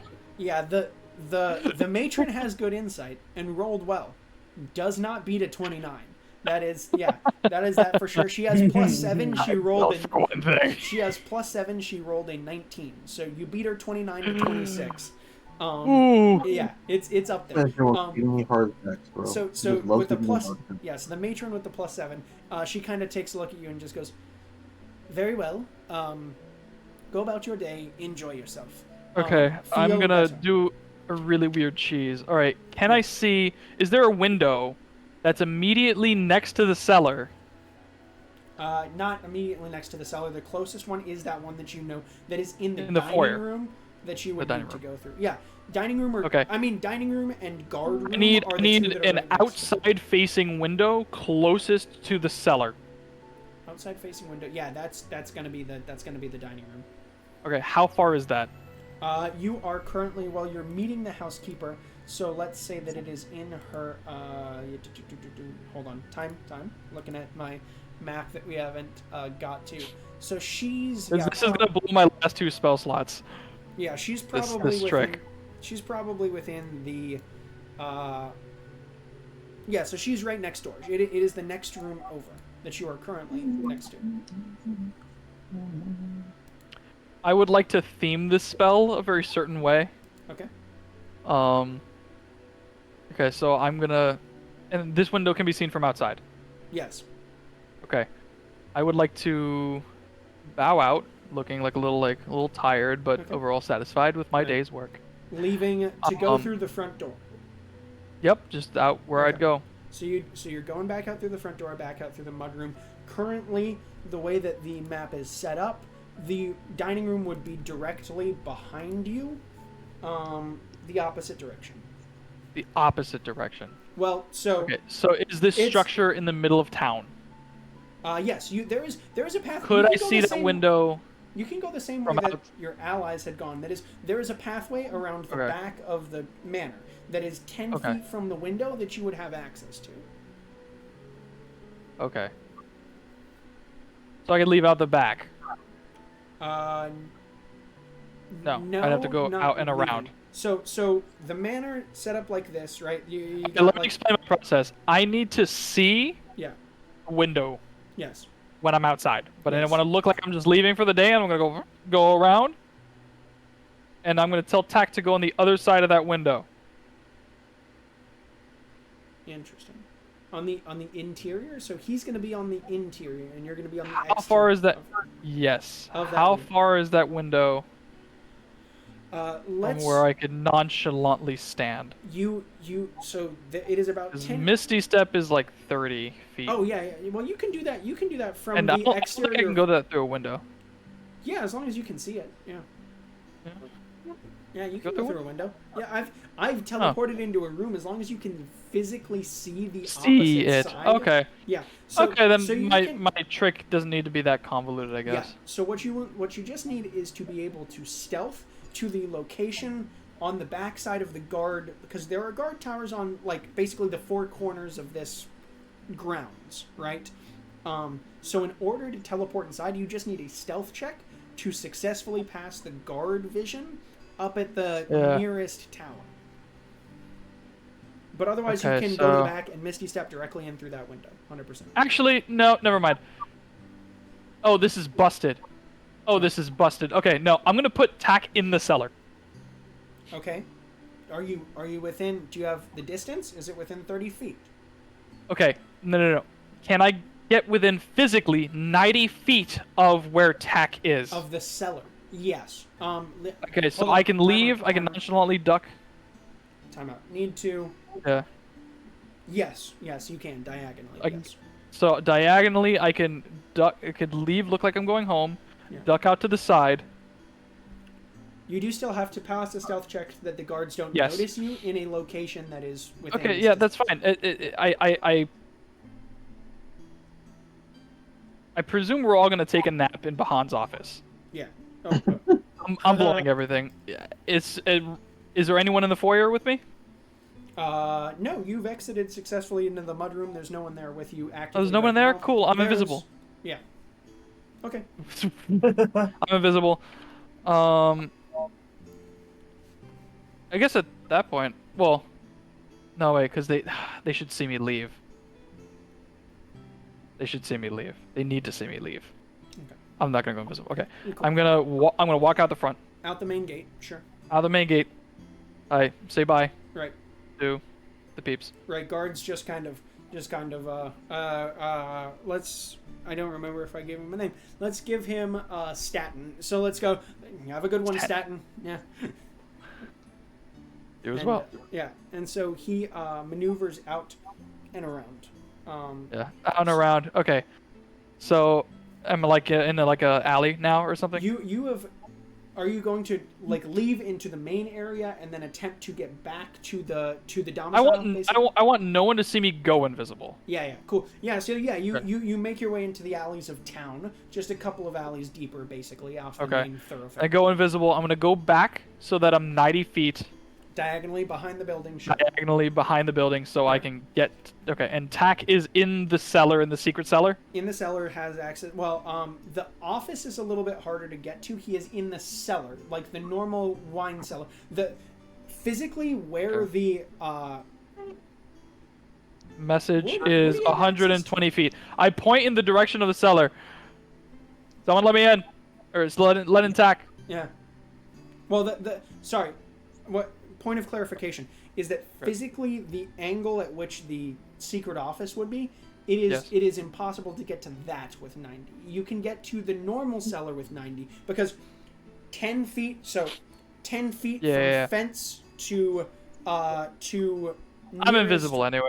You're fine. Yeah. So it's 10 feet from fence to nearest to the fucking dining room.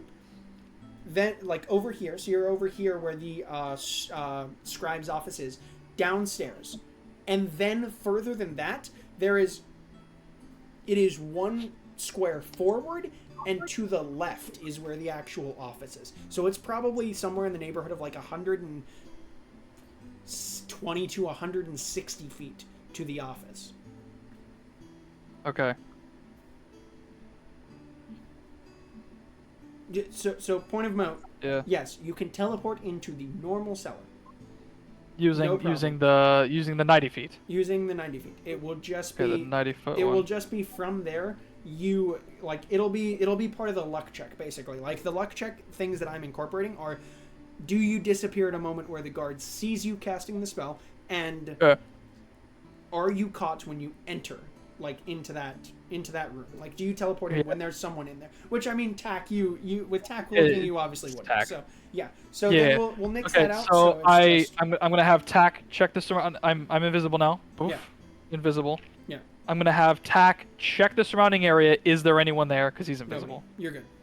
Nobody there. I want him to look at the floor. Yep.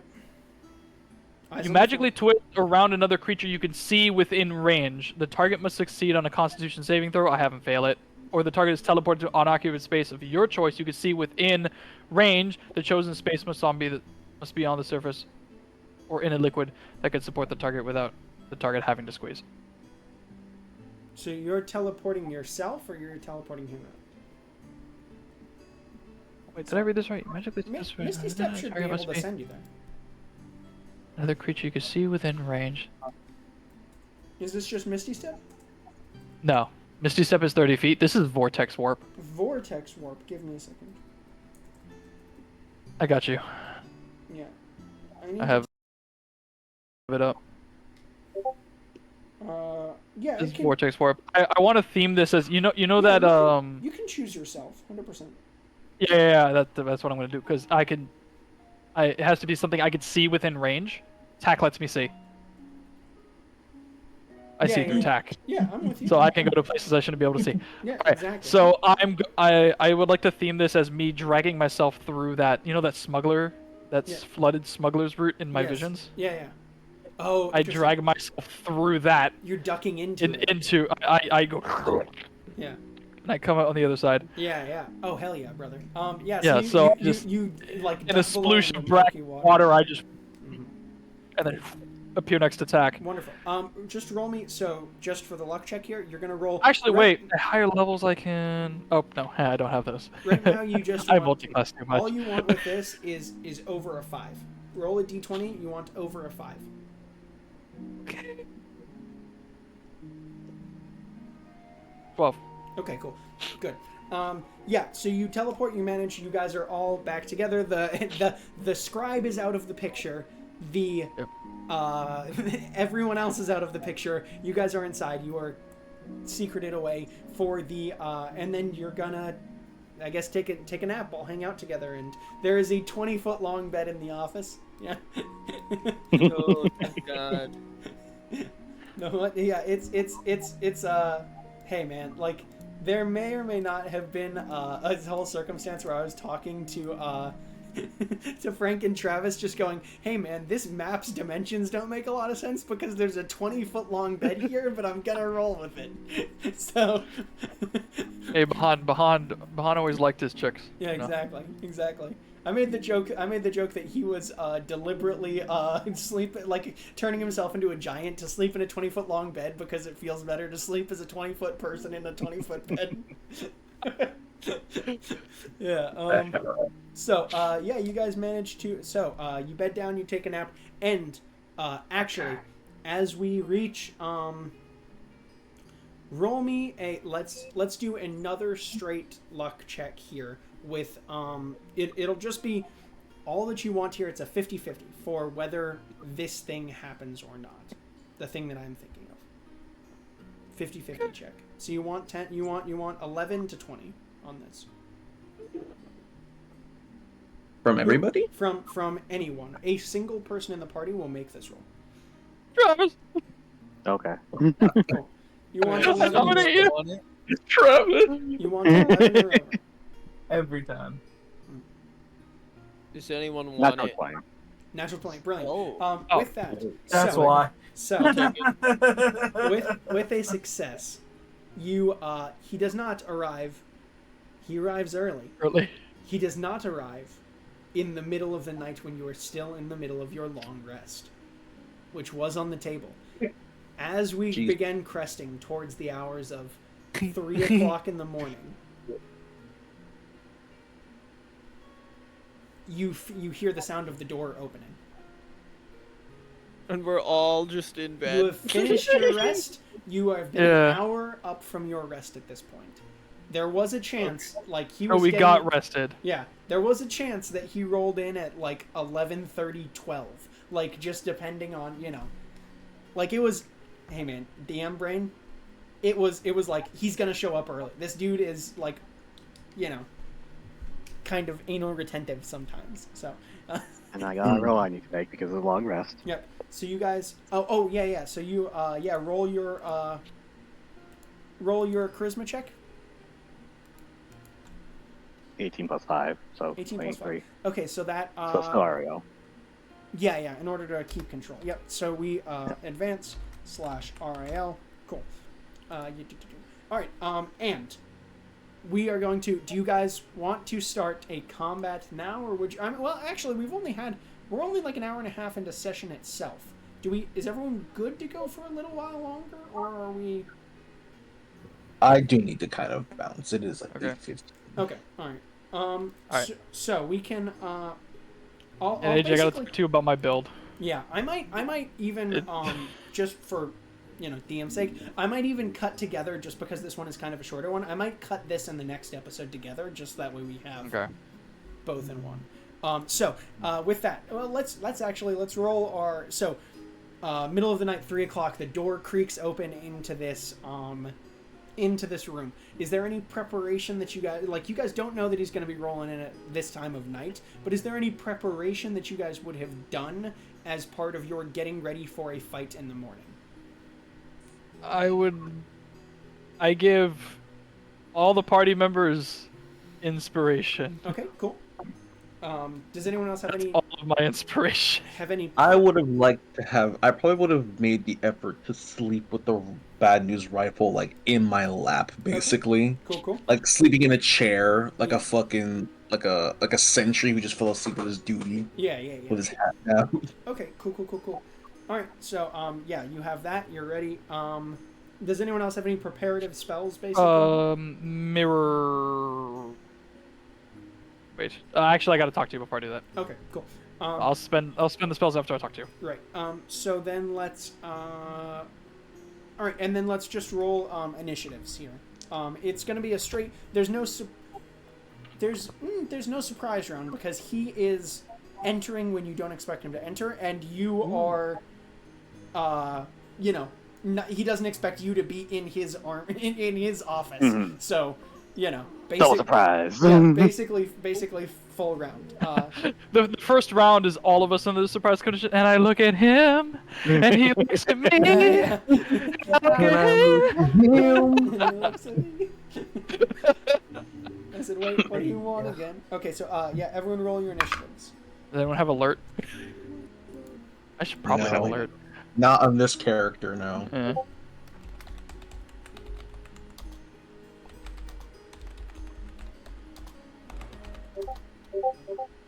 I'm baffled by my initiative. I was not anticipating that. It's plot. Yeah, I'm like, what is this? You got a plot initiative. Apparently. Yeah, where the game just said, hey, You're going first, I guess, buddy. 11, cool. 18, 14, 13. Okay. So let's do 18 is next, so that is Drake. Or no, RAL, 18. And let's do, then next is Kid Rue with a 14.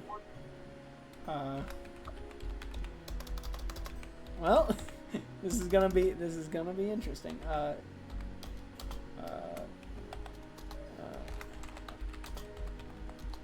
And he is yeah, that's a roll. Okay.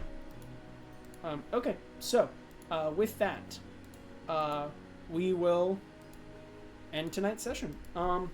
We'll end here for everyone.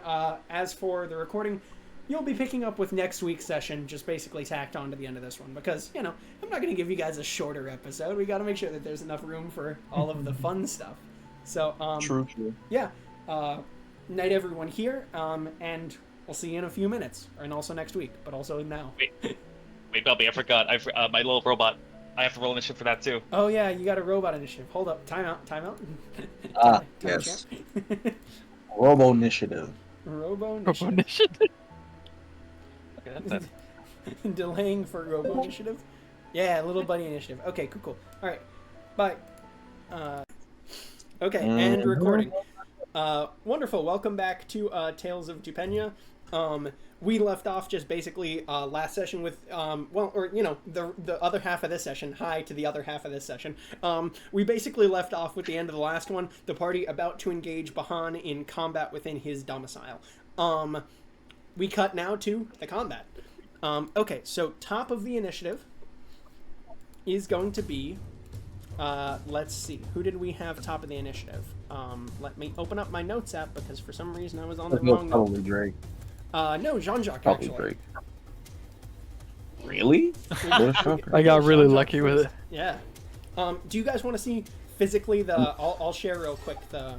Just that way you guys... And we can, like, kind of place you within the room because, you know, you guys weren't, like, ready necessarily for him to come in, but, like, in terms of, you know, being vaguely in the vicinity of where you would have been, might be relevant there. So let's pull that up. Okay. Oh shit. Yeah. Seeing the icon stresses me out. Seeing the icon, yeah, and this is my these guys are not yet relevant squadron. Okay. That's not gonna come in play at all. Right, exactly. You might also notice that I have circled. I might have circled the staircase where they will be entering from.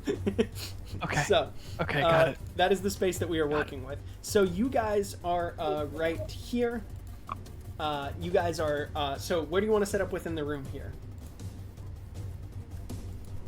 Well, I'm probably not in the front. Yeah. If we can be picking where we go, yeah, I'm probably. I was probably sleeping in that chair. I'm not gonna lie to you. The gun in my arm. Like that's what. That's a vibe. That's a whole vibe and a half right there.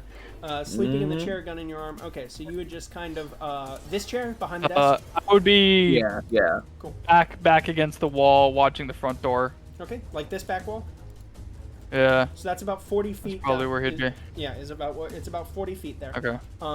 Frank as Hector is somewhere here. Oh, and we need to. I'll just use for the time being. You guys, I forgot. You guys need to send me your like what you're using for the time being as your like art things until we are completed. Just so that way I can have a concept for what you dudes look like for tokens. Oh. For Requiel and for I've got yours for Requiel and for Kid Roo for Landon there. For the time being, I'll use some. Who am I gonna make you guys? You are both going to be. No, wait, bird. You can't both be. Yeah, we'll make him Raskrin Fade Touched. We'll make you are a bird. Find a bird somewhere. Find a bird. Have we considered a bird? Use a picture of a poo bird. Bird. Any free assets from the web? Get the poo bird. Oh wait, there is under free assets. Creatures and monsters. Brilliant. So Jean-Jacques, what are you doing here at the top of the queue? As he enters through the doorway, you can tell that you are before him in That one's perfect. Yeah, this guy, the little dude. Yeah. Okay. And then I'll search. Do you want an orc, big one? Yeah, just give me an orc. Okay, cool. Yeah, many. Ooh, orc one animated. Sure. Oh. Okay, so everyone has an inspiration. Everyone's inspired. Oh yeah. Wait. Let me finish. And I think I cast mirror image already. Was Drake? So as the door opens, where is Drake? Really quick, Travis. Probably just somewhere in the middle of the room. Somewhere in the middle of the room. He's like right on the carpet. And then Landon and Big One. Where are you two at? I believe we're supposed to be sleeping, so put me on that couch. Cool. I'm gonna say I'm vibing on the couch. All right, and then Big One. Where is Requiel? Oh, little orc is animated. Yeah. Give me that pile of pillows on the bottom right.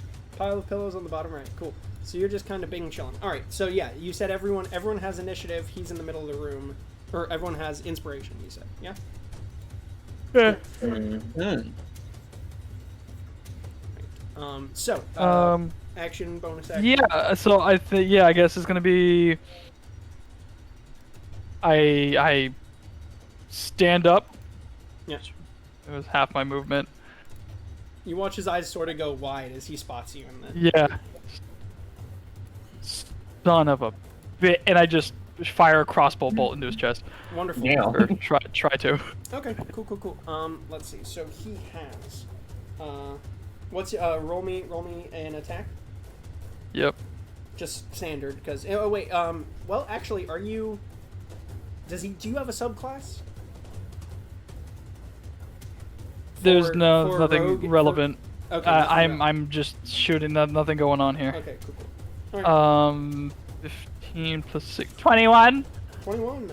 Wonderful. Yeah, 21. He is at that. You're gonna see him go, oh motherfucker, and throw up he's gonna throw up a shield around himself, and you're gonna watch as a flourish of arcane energy just blocks this crossbow bolt in front of him. When can he do that? And he goes. You just see him go. I'd not to be knowing you're still alive.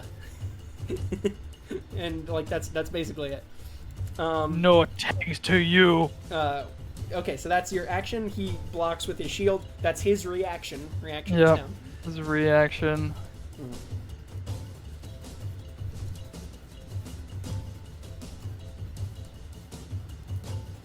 By the way, this kind of slaps his combat music. Ooh, I gotta get that. Interesting, but also a little odd. Yeah, it's a little. I mean, to be fair, like Kevin MacLeod stuff, I love it. It is hard to tell inherently with some of these, like, because all of his vibes are a little bit more like new age versus like old age. But this one kind of slaps. I'm with it. Okay, so yeah, so that was your action, bonus action.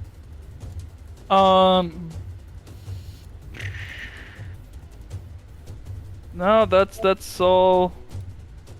I guess I'll send. I don't know which action that is, but I'm gonna send Tack to harry him for whoever attacks him first to give advantage. Cool. All right. So, well, next in the queue is going to be, and then do you have any movement from here? Do you want to try and do anything? There is.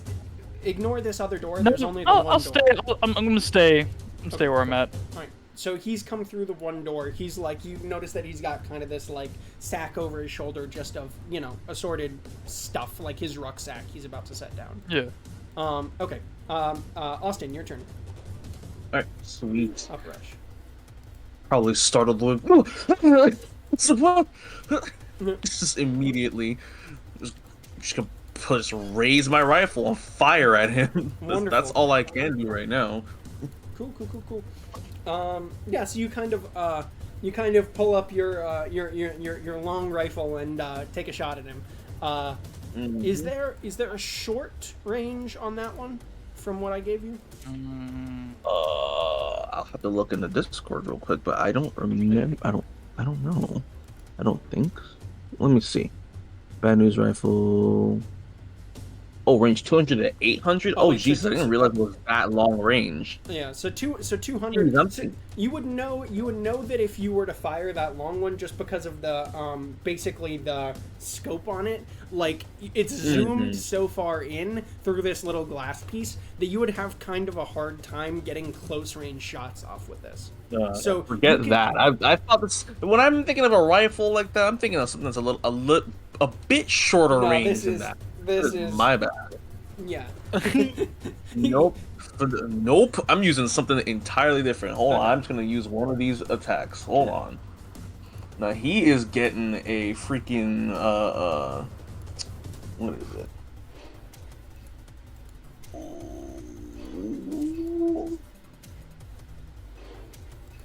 Nope, that doesn't do that.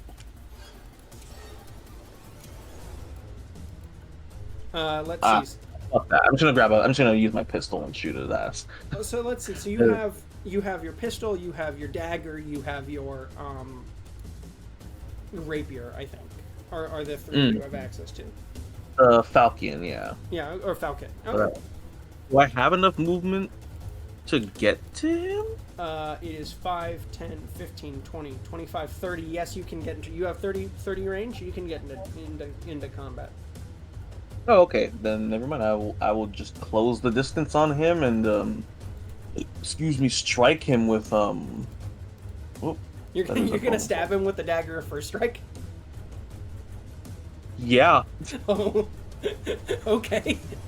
I mean, I need to knock his ass down. yeah, I don't know He's why gotta I go would. down. I don't know why I would have expected anything different. But dear God. Mhm. Okay, yeah. Roll me an attack. Yup. Oh god. I can't see the number. It's too dark. Flashlight light. Oh. I think it's got a. Ooh, 21 to hit. 21 just misses with his shield up right now. You do have a do you have a Oh, my second inspiration. Oh yes, I you forgot can my use inspiration. your inspiration on this. Yes. What is that? A D6? What was it? Manny, what's Jean-Jacques' inspiration die? Inspiration? Oh, it's a D8. Oh, D8. Okay, cool. Yeah, it's a D8. Okay, that puts me at 24. Wonderful. Let me just verify one thing. Yeah, attack roll. Cool. So 24. Yes, 24 does hit with that. Roll me. You notice as he's like warding off this first attack from Jean-Jacques, he goes to turn towards you and level this arcane shield to block.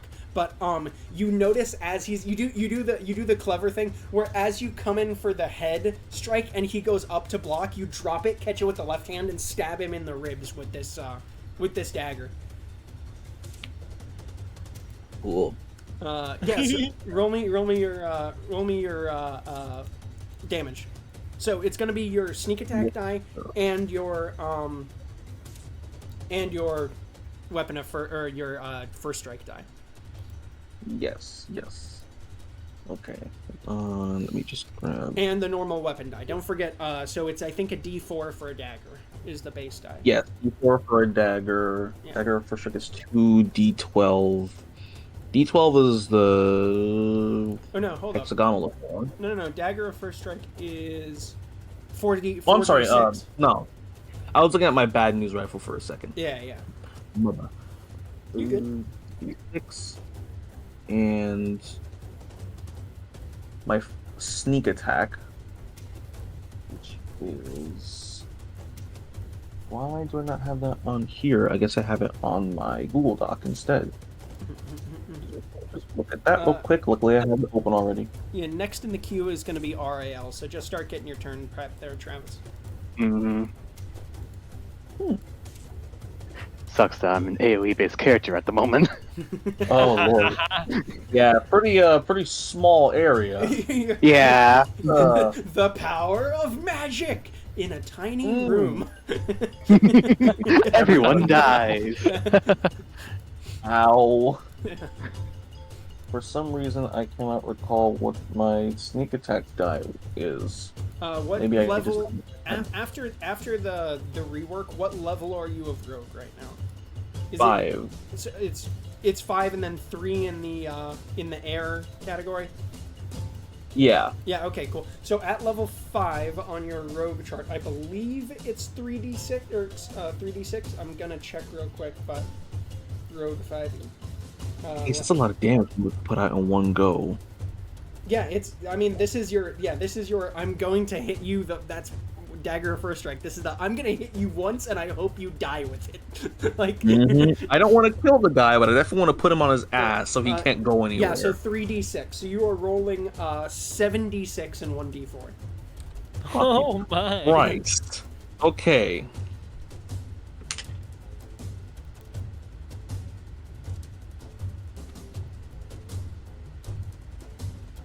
Mm-hmm.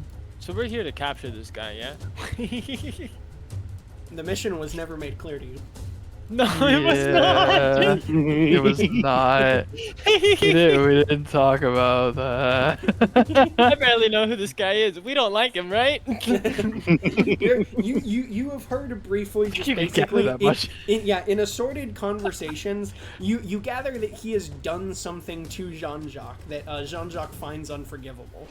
That is I the did amount. pick that up. Yeah, that's about your assorted conversation. Is like this guy is fucked up somehow in some horrible way, and I think you discussed briefly Klekmenju with him, didn't you? Like, briefly we touched on him after last session, Manny? Is Manny frozen? Am I frozen? I'm frozen. Okay. Brief hiccup in the internet, folks. Never worry. We'll be back in just a moment. Pause. And disconnect. And rejoin. Man, so I'm back. this Baron guy, huh? How about the Baron guy? Yeah, I was just basically saying, I think we discussed Klekmenju very briefly last time, right? Like, briefly? Yeah, so... Well, it was like intro. Yeah, so you basically so they cut the know intro. that this guy is referred to as the devourer of the treasonous. You have heard that much information, so... Oh my. Yeah. Okay. AJ, I'm gonna have 23 points of damage. Brilliant. 23 points of Right off damage the top. to Baron Bahan. Wonderful. So, he is not looking, like, immediately, fucked up, but he's looking like you just dealt him a pretty, notable blow. You know what I mean? You kind of gash him deep, and, he kind of clutches at his side for a second there. Say, welcome home, buddy.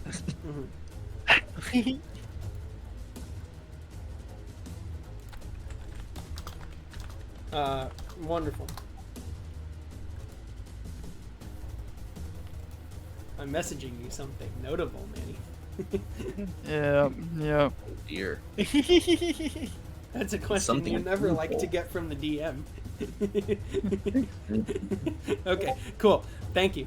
Yes, Ariel. Is that all for your turn there, Jean-Jacques? Or Uprush? So that was your action, that was your movement. You still have bonus action. Yes. The Freudian slip. Are you killing me My this turn? actions don't apply to my weapons at current. Oh, I don't think I can do anything besides.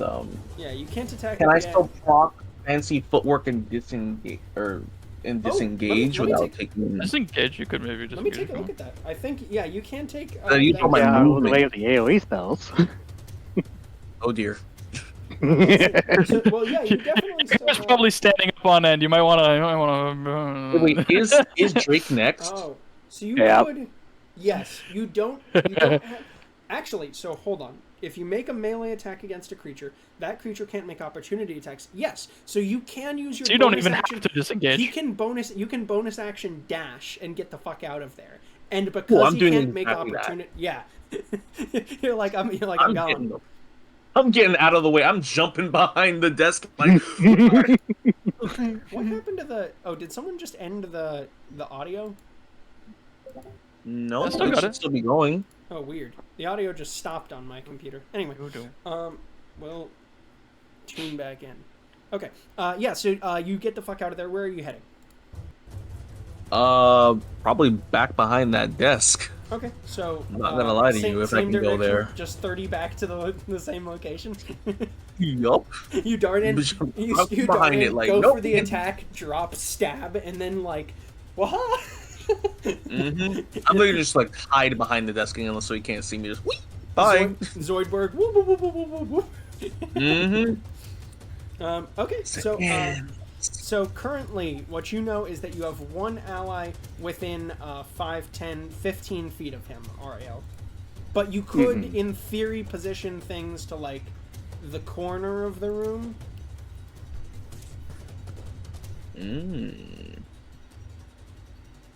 Let's see. How much area? Basically, how far back can I put a spell that has a 30-foot radius? Oh, and did Captain Uprush have advantage on that hit or no? No. Okay, No, so he the Harry's still waiting. Oh, wait. Yeah. So I should have had him. Yeah, that's- if it's not used, like, it could be whoever. Yeah. just- Okay. So let's. Yes. How far back? Does it specify that you can see Travis? Or So basically, the one I'm thinking of is Sickening Radiance. Dim greenish light spreads within a 30-feet radius sphere centered on a point you choose within range. The light spreads around corners and it lasts until the spell ends. a point you choose. Okay, that to me reads like you can put it on the other side of the wall. I'm gonna verify that it doesn't say. Yeah, no, it doesn't. It doesn't specify that you have to, pardon me, be able to see the point in order to cast it there. So you know that hallway that you came in, basically. Like, by the way, so the setup of this map is just basically behind this little hallway here, this wooden area to this next room. This is the storage area. This other, stone room here that you can see, and there's a little wooden hallway between the two of them, basically. Yes, you could just place it behind him and only tag him with it. Alright. So, yeah, I'll do it. What if I do it, like, right in front of him? Have it so it goes... It gets him and the space in front of him. Oh, I see. You want to be able to have it go effectively to this row, like, directly around him, so he can't move easily out of it. Right, basically. Mm-hmm. Yeah. So 30-foot radius, so here. Right? Which it does go around Can you corners. See my ping on that? Yes, yeah. I see. Yeah, so from this square, that would be 10, 20, 30 to this corner. And then would be 10, 20, 30 to here. So it basically would tag, like, this row in front of him. Is that what you want? Yes. Okay, cool. Yeah, so then, no problem. Alright, so he has to make a Constitution saving throw. Okay. He has decent con. Does a 16 pass? Just barely. Okay, alright. Damn. Let's see. Yeah, so that's, what happens if it fails? It doesn't go half? So let's see. When creatures move into spell's area for a first time on a turn or starts its turn there, the creature must succeed on a Constitution saving throw or take 4d10 radiant damage. And if it suffers one level of exhaustion, emits a dim greenish light in a 5-foot radius. This light makes it impossible. Hang on. Yeah, so it doesn't look like it says anything that does half damage. Yeah. Yeah. Okay. Yeah. So he doesn't seem to take that damage this turn, but it's any turn. So since it holds up to 10 minutes, he's got any time that he tags it there. So he does seem to survive that one. Shrug that off. So that's your action. Bonus action. Do you have any bonus actions? Bonus action. I will quicken spell Frostbite. All right. So that was which is a cantrip. Okay. Cool. So let's do. So that was your 4th level. So then cantrip. Okay. And is that he must take another con save. Another con save. Okay.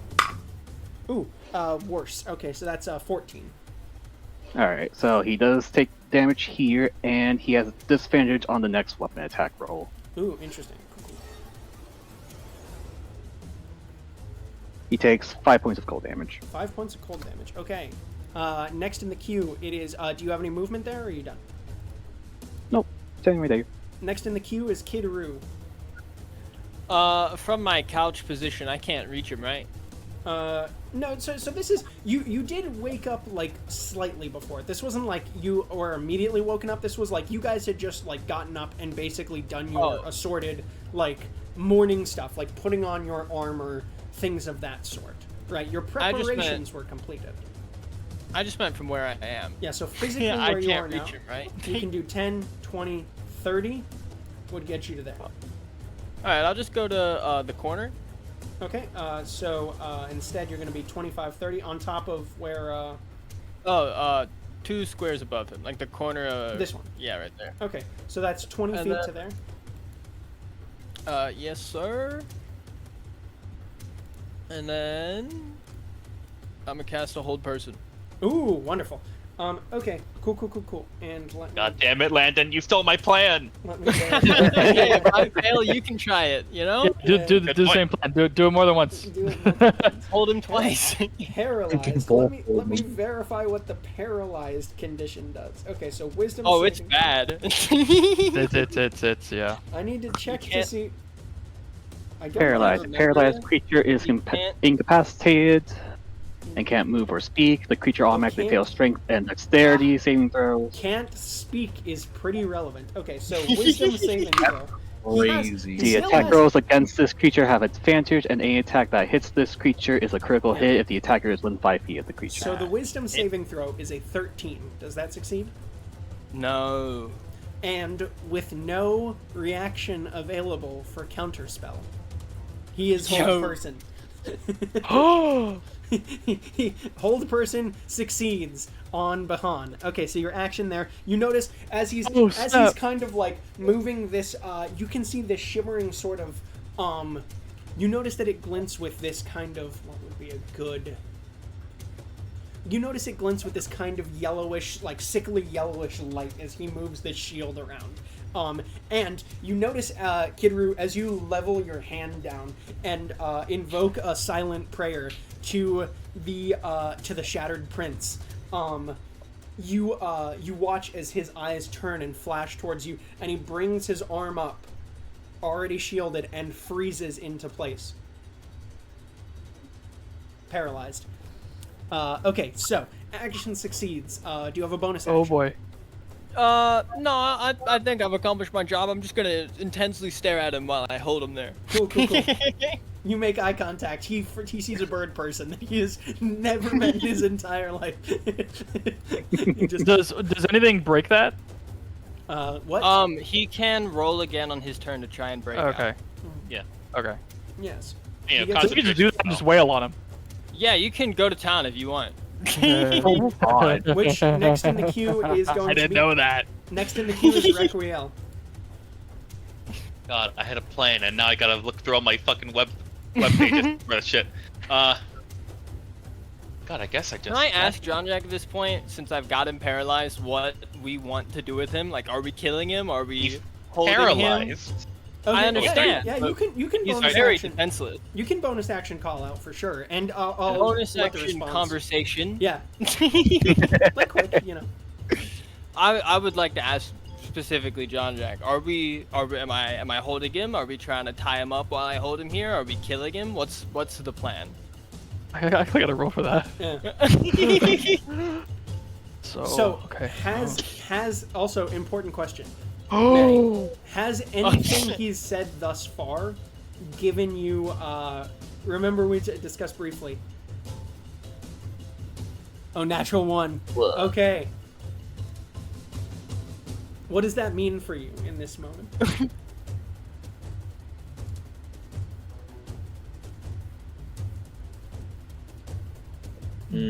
Dial-up sounds. Dialogue? Yeah. John Jack's spine has broken. Yeah.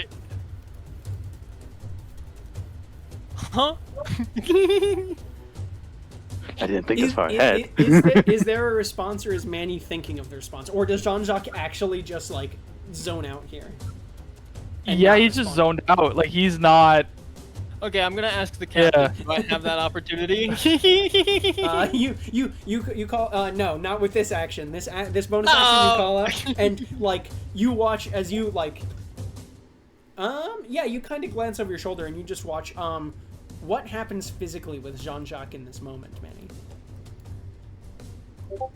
He had his trademark look, and he just like it just drips off his face. Just and his eyes just go big. He's just holding the crossbow. He's just like shaking. You know, as a holy man, would I be sensing foul things afoot? No. It sounds foul. No, No. no. That's shocking. You roll me roll an Arcana check here. He's just crazy. Roll an Arcana check here. Where's Ooh, a 9.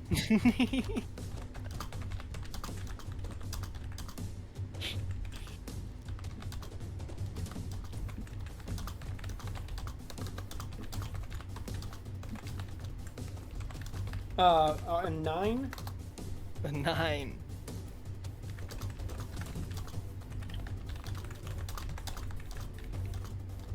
Yeah, with a 9, you take a second and you basically think about it and you go,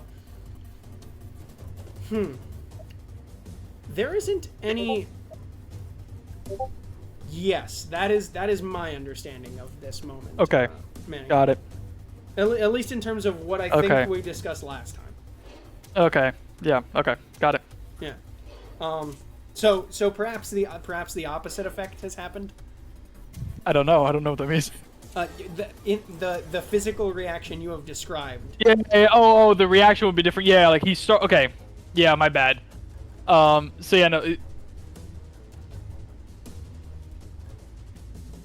Okay, so he would have started the morning groggy, whatever, having a hard time, and then you ask the question. Sorry, it's the reverse. It's he goes from like this dour look to this like big manic, like his eyes twitching and everything, and he's like perhaps has sharpened into focus a degree. Yeah. No, yeah, with a 9 Arcana, Sure. you think about it for a second and you're like, okay, well, at least from the realm of your holy knowledge, you're like, I don't recall having him exhibited any cursed, like, situations thus far. So whatever's going on is not a curse that has been upon him. So that's what you can pick up with this one. So, yeah, what are you doing on your turn here, Requiel? Okay, sorry. I mean, he's already held. I don't want to just put him. Yo, cast hold person on John Jack. I mean, how hurt does John Jack look? Does No. He's John Jack your Like ally or behind the? Sorry. At the end, the guy we're hitting. Yeah. Behind. Yeah. Yes. Injured. Relatively has a big scar across his chest that he had held and then he like pivoted away from. It does appear to be freely bleeding in this moment. Significantly, but not what would be the word? Gruesomely? That's not the word I'm looking for. Anyway, I'll find it later. Profusely? No. Like on the edge. He's not on death's door, but he looks significantly injured. Oh, weathered? Yes. Okay, I'm gonna use my bonus action to cast Branding Smite. Okay. Yeah, next time I attack what? And yeah, I'm gonna hit him. Yeah. Okay, cool. Yeah, you get advantage on this because he is, paralyzed. Close to him. So, yeah. So he close distance. And you auto crit. You do enter. The I also need you to make a con save. You do technically. Yeah, you do technically enter the sickening radiance. So you do. Oh, I have to make a con save for that then? You do have to make a con save for sickening radiance, but your attack, I think, still. Well, the first time it enters. Yeah. Okay, con.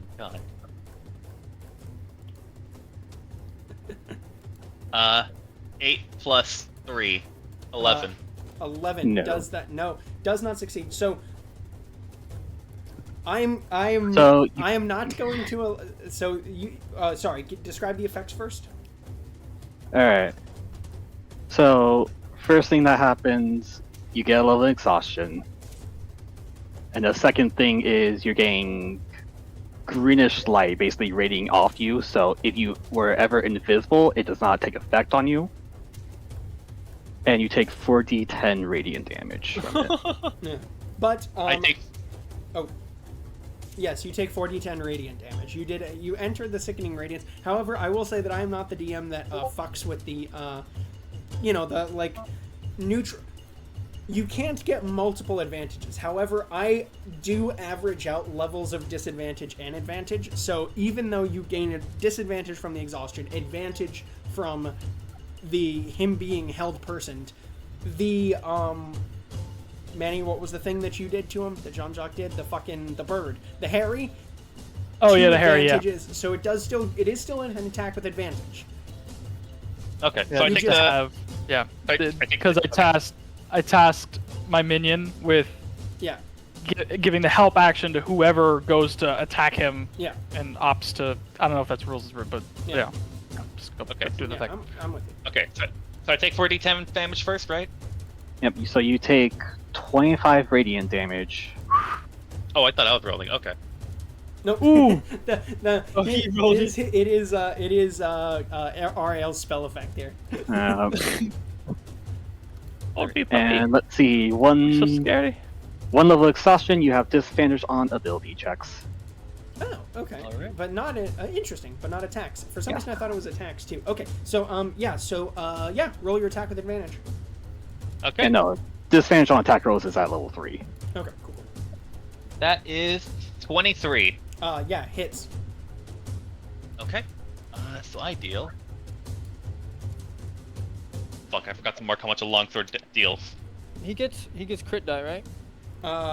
Because he's paralyzed. I'm not. Let me check. Let me verify. It's an automatic crit if he does hit. Okay. Yeah, for a old person. Okay. Interesting. 1d8 plus 1d8, 2d6 plus. Yes, is a crit plus hit. Yeah. So so you said 1d8 plus 2d6 plus what? Plus it's versatile. So let's say plus 2.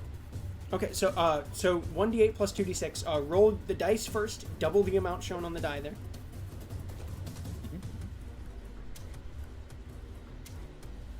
Double the amount shown on the die. Yeah.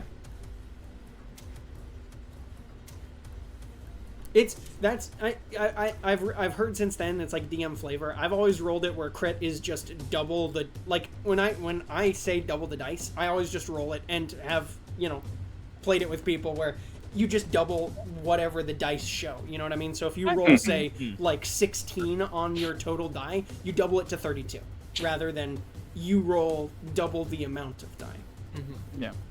Okay. Some people play it differently. I think that's just a DM interpretation of the rules thing where it says double the dice. It's like, well, okay, physically the dice or the I let them pick because some people get soured by like the high risk, high return of doubling yeah. the number, but then like some people like also the feeling of just rolling more dice, but sometimes people want to take the risk and be like, oh, if I get a 10 on this D10, yeah, that's 20 fucking damage. It's nutty. Yeah. So it's like they have their ups and downs.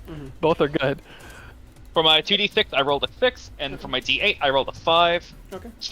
And that's plus 5 because I have. So 5 and 6 doubles to, well, so you just double the dice. So 22, 5 plus 6 plus doubles to 5, 22, 27 and then, damage. Yeah. Okay. And 27. then plus 5 because I have. Cool. You drop him actually with that crit. Oh! You do as you come down with the branding smite. You watch as you cleave the shield asunder that he's holding up in this frozen form, and his body just kind of he kind of passes out in front of you for a second there. You do watch as just very briefly he flickers. There's a flicker of arcane energy off of him, and you watch as his head starts lulling back. You watch his eyes come forward with that same sickening yellow glow for just a second, and he is back up. Still paralyzed. But Still paralyzed. But that is, yeah. That's something like a counter spell? No. Or is it not a spell? No. Okay. Seems to be I something he's wearing. Yeah, it is. You roll in perception check. Anyone that is watching him, which is everyone at this moment. All I right. counterspell him coming back to life. I don't like that. I don't want that to happen. Legally speaking. Perception, 18. I rolled a 17. 18, 17, 22. cool. 22. 13. Wonderful.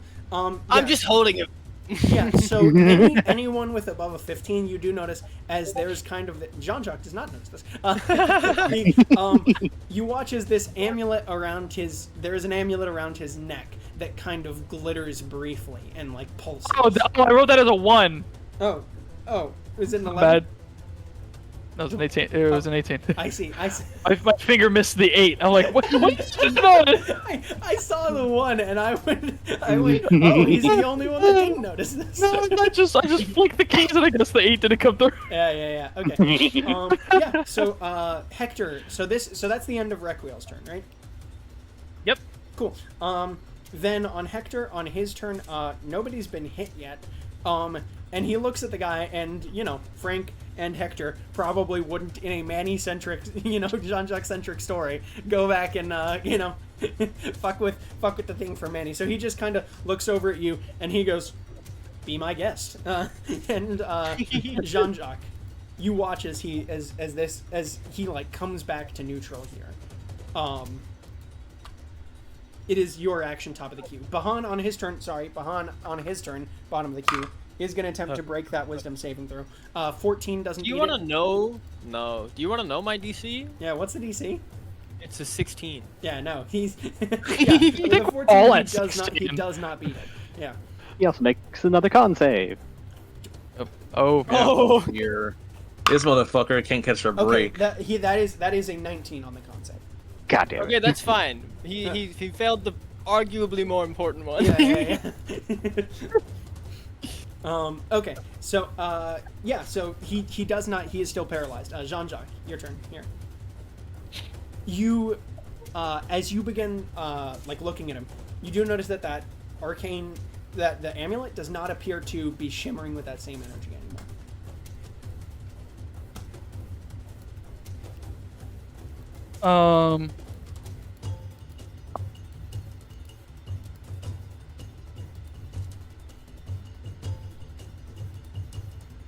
I would like to cast Dissonant Whispers. Okay. He's like, "You not be the only one. Got a few tricks up their sleep." Okay. Dissonant Whispers. Wisdom save. Is it a 16? My DC is also 16. Yeah. It's a nice number. Yeah. Okay. He fails. Yeah. Nothing he can do. Can't react while paralyzed. I mean, Yeah. Can't move. That is so tough.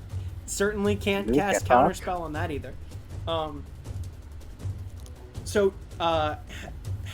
I'm going to tell you that because that is. You might have recognized this effect from having seen it go off on your friend Grawl at one point here. This was the return, the rage effect, the return with 1 hit point. Yeah. So I'm gonna ask you for theming sake, unless you would like me to dictate it. How would you like to finish off Bahan in this moment? With the dissonant whispers. I mean, Dissonant Whispers went off. He is... it went off. It's psychic damage, yeah. So it would have been 1, 6, so it's 11 psychic damage. I just reach into his mind and just start, I'm going to tear through his mind. Just ripping and tearing. I'm like, why? This is and that's I think your Dissonant Whispers, as it follows up, just blends into this. It has a fear effect on it too. Yeah. So I think in this moment, what the rest of the party sees is as Jean-Jacques whispers out his hand and just goes, reaches out his hand and just goes, "You aren't the only one who can do that." You watch as there's a pulse around Bahan's head of this brackish sort of energy, and you watch as his eyes the moment in Avatar: The Last Airbender where the lights are battling for dominion over Aang and Ozai, there is this sort of yellow versus brackish energy, and the brackish energy shines out through his eyes. And Jean-Jacques, in your mind, you feel your connection, your psychic connection, pass through your hand through this moment of energy, and you dive into his mind. You see, just for a moment, and you begin to understand. There is this pulse of fear, and with it there is this pulse of what would describe it.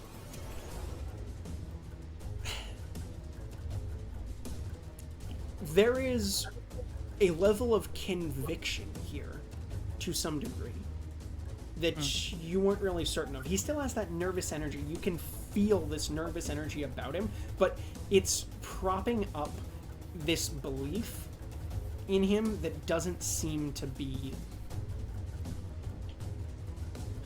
Have you spoiler alert here, has anyone seen Inside Out 2 yet, by chance? Yeah. I have not. Yeah. Damn. They're I have. they're basically Actually, maybe you shouldn't for the sake of the audience. That's too. why. Maybe you should. That's why I'm. Yeah, that's I finger guns the thing here. I'm gonna cut that.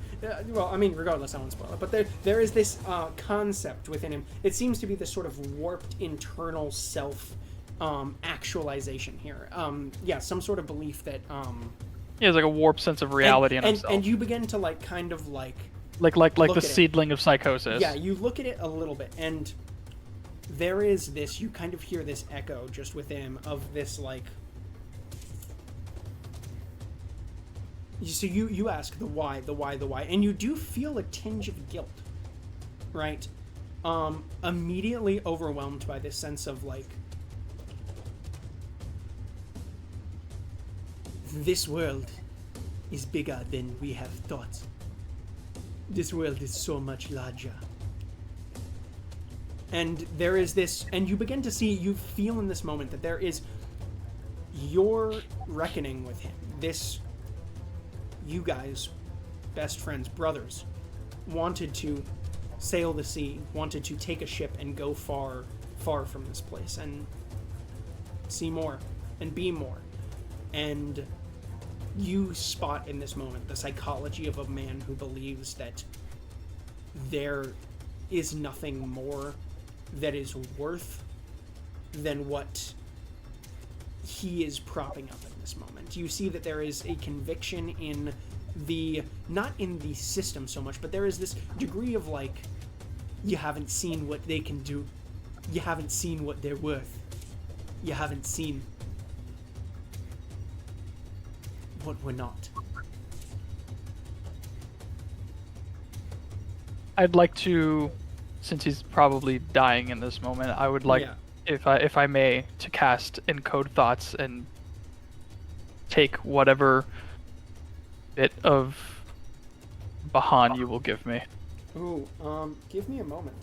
Let me look. I want to see how it reads rules as written, just so I can get a sense of what to. How the spell works. Yeah. Spellbook, all spells. Is it a spell? It's a Ravnica. It's a feature. Oh, okay. Oh, no. No, it's a spell. It's a spell.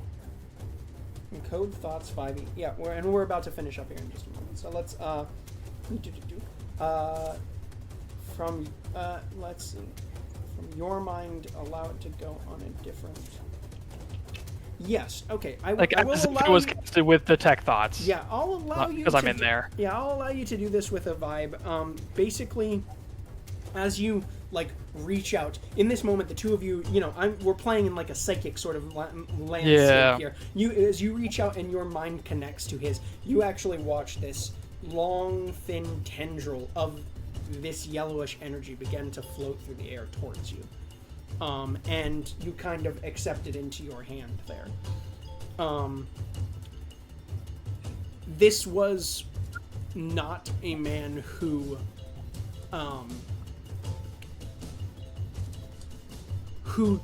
was lying about his previous beliefs, you sense. This was not a man who was,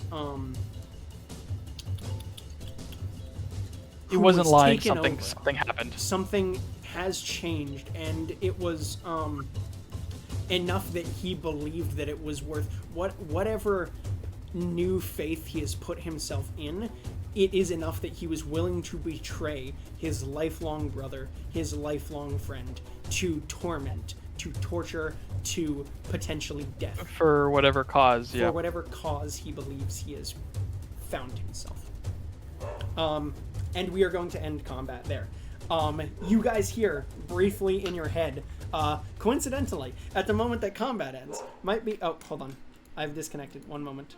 Pause, champ. Pause, champ. Pause, champ. Oh no, I'm back. Am I back? Cool. Yeah, you're back. Yeah. You're back. Has the. Interesting. Actually, that's probably something relevant. I should check whether that fucking video was going this whole time, which would be shitty if it was. Well, when I disconnected earlier, I might be frustrated, but that's okay. We'll play with this. In this moment, coincidentally, when combat ends, you guys hear coming in just briefly. You hear in your head, Jean-Jacques. You hear,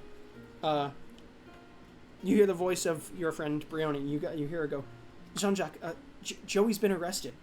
He spotted a prisoner transfer and was watching too closely. He got made somehow. We aren't certain.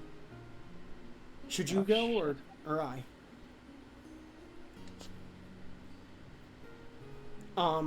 Roll me a history check, if you will. Yeah.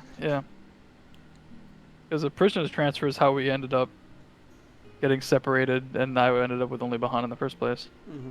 Remember that? That's a nat 20. Natural 20.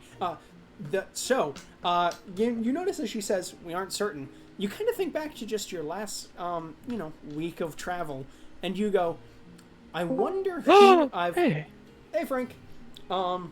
We're about to finish up, actually. It's unfortunate timing.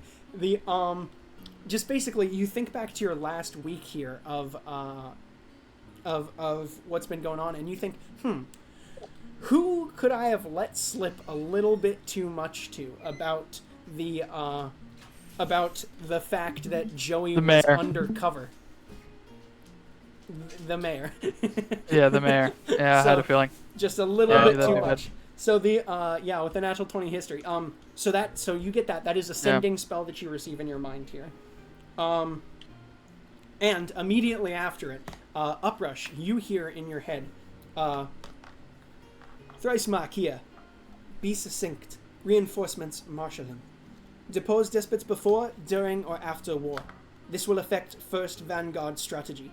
Awaiting response. Be ready for anything. Ooh. Shit, fuck.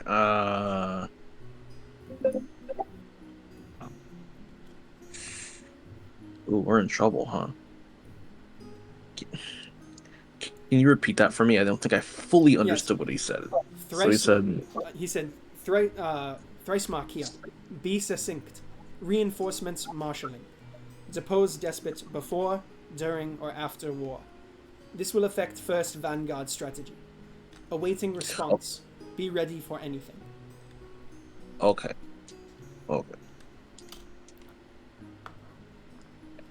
Am I able to respond to that right now? Yes, you have 25 words with which to respond to this message. And how long do we both have to respond? A while, actually. It's not like immediate.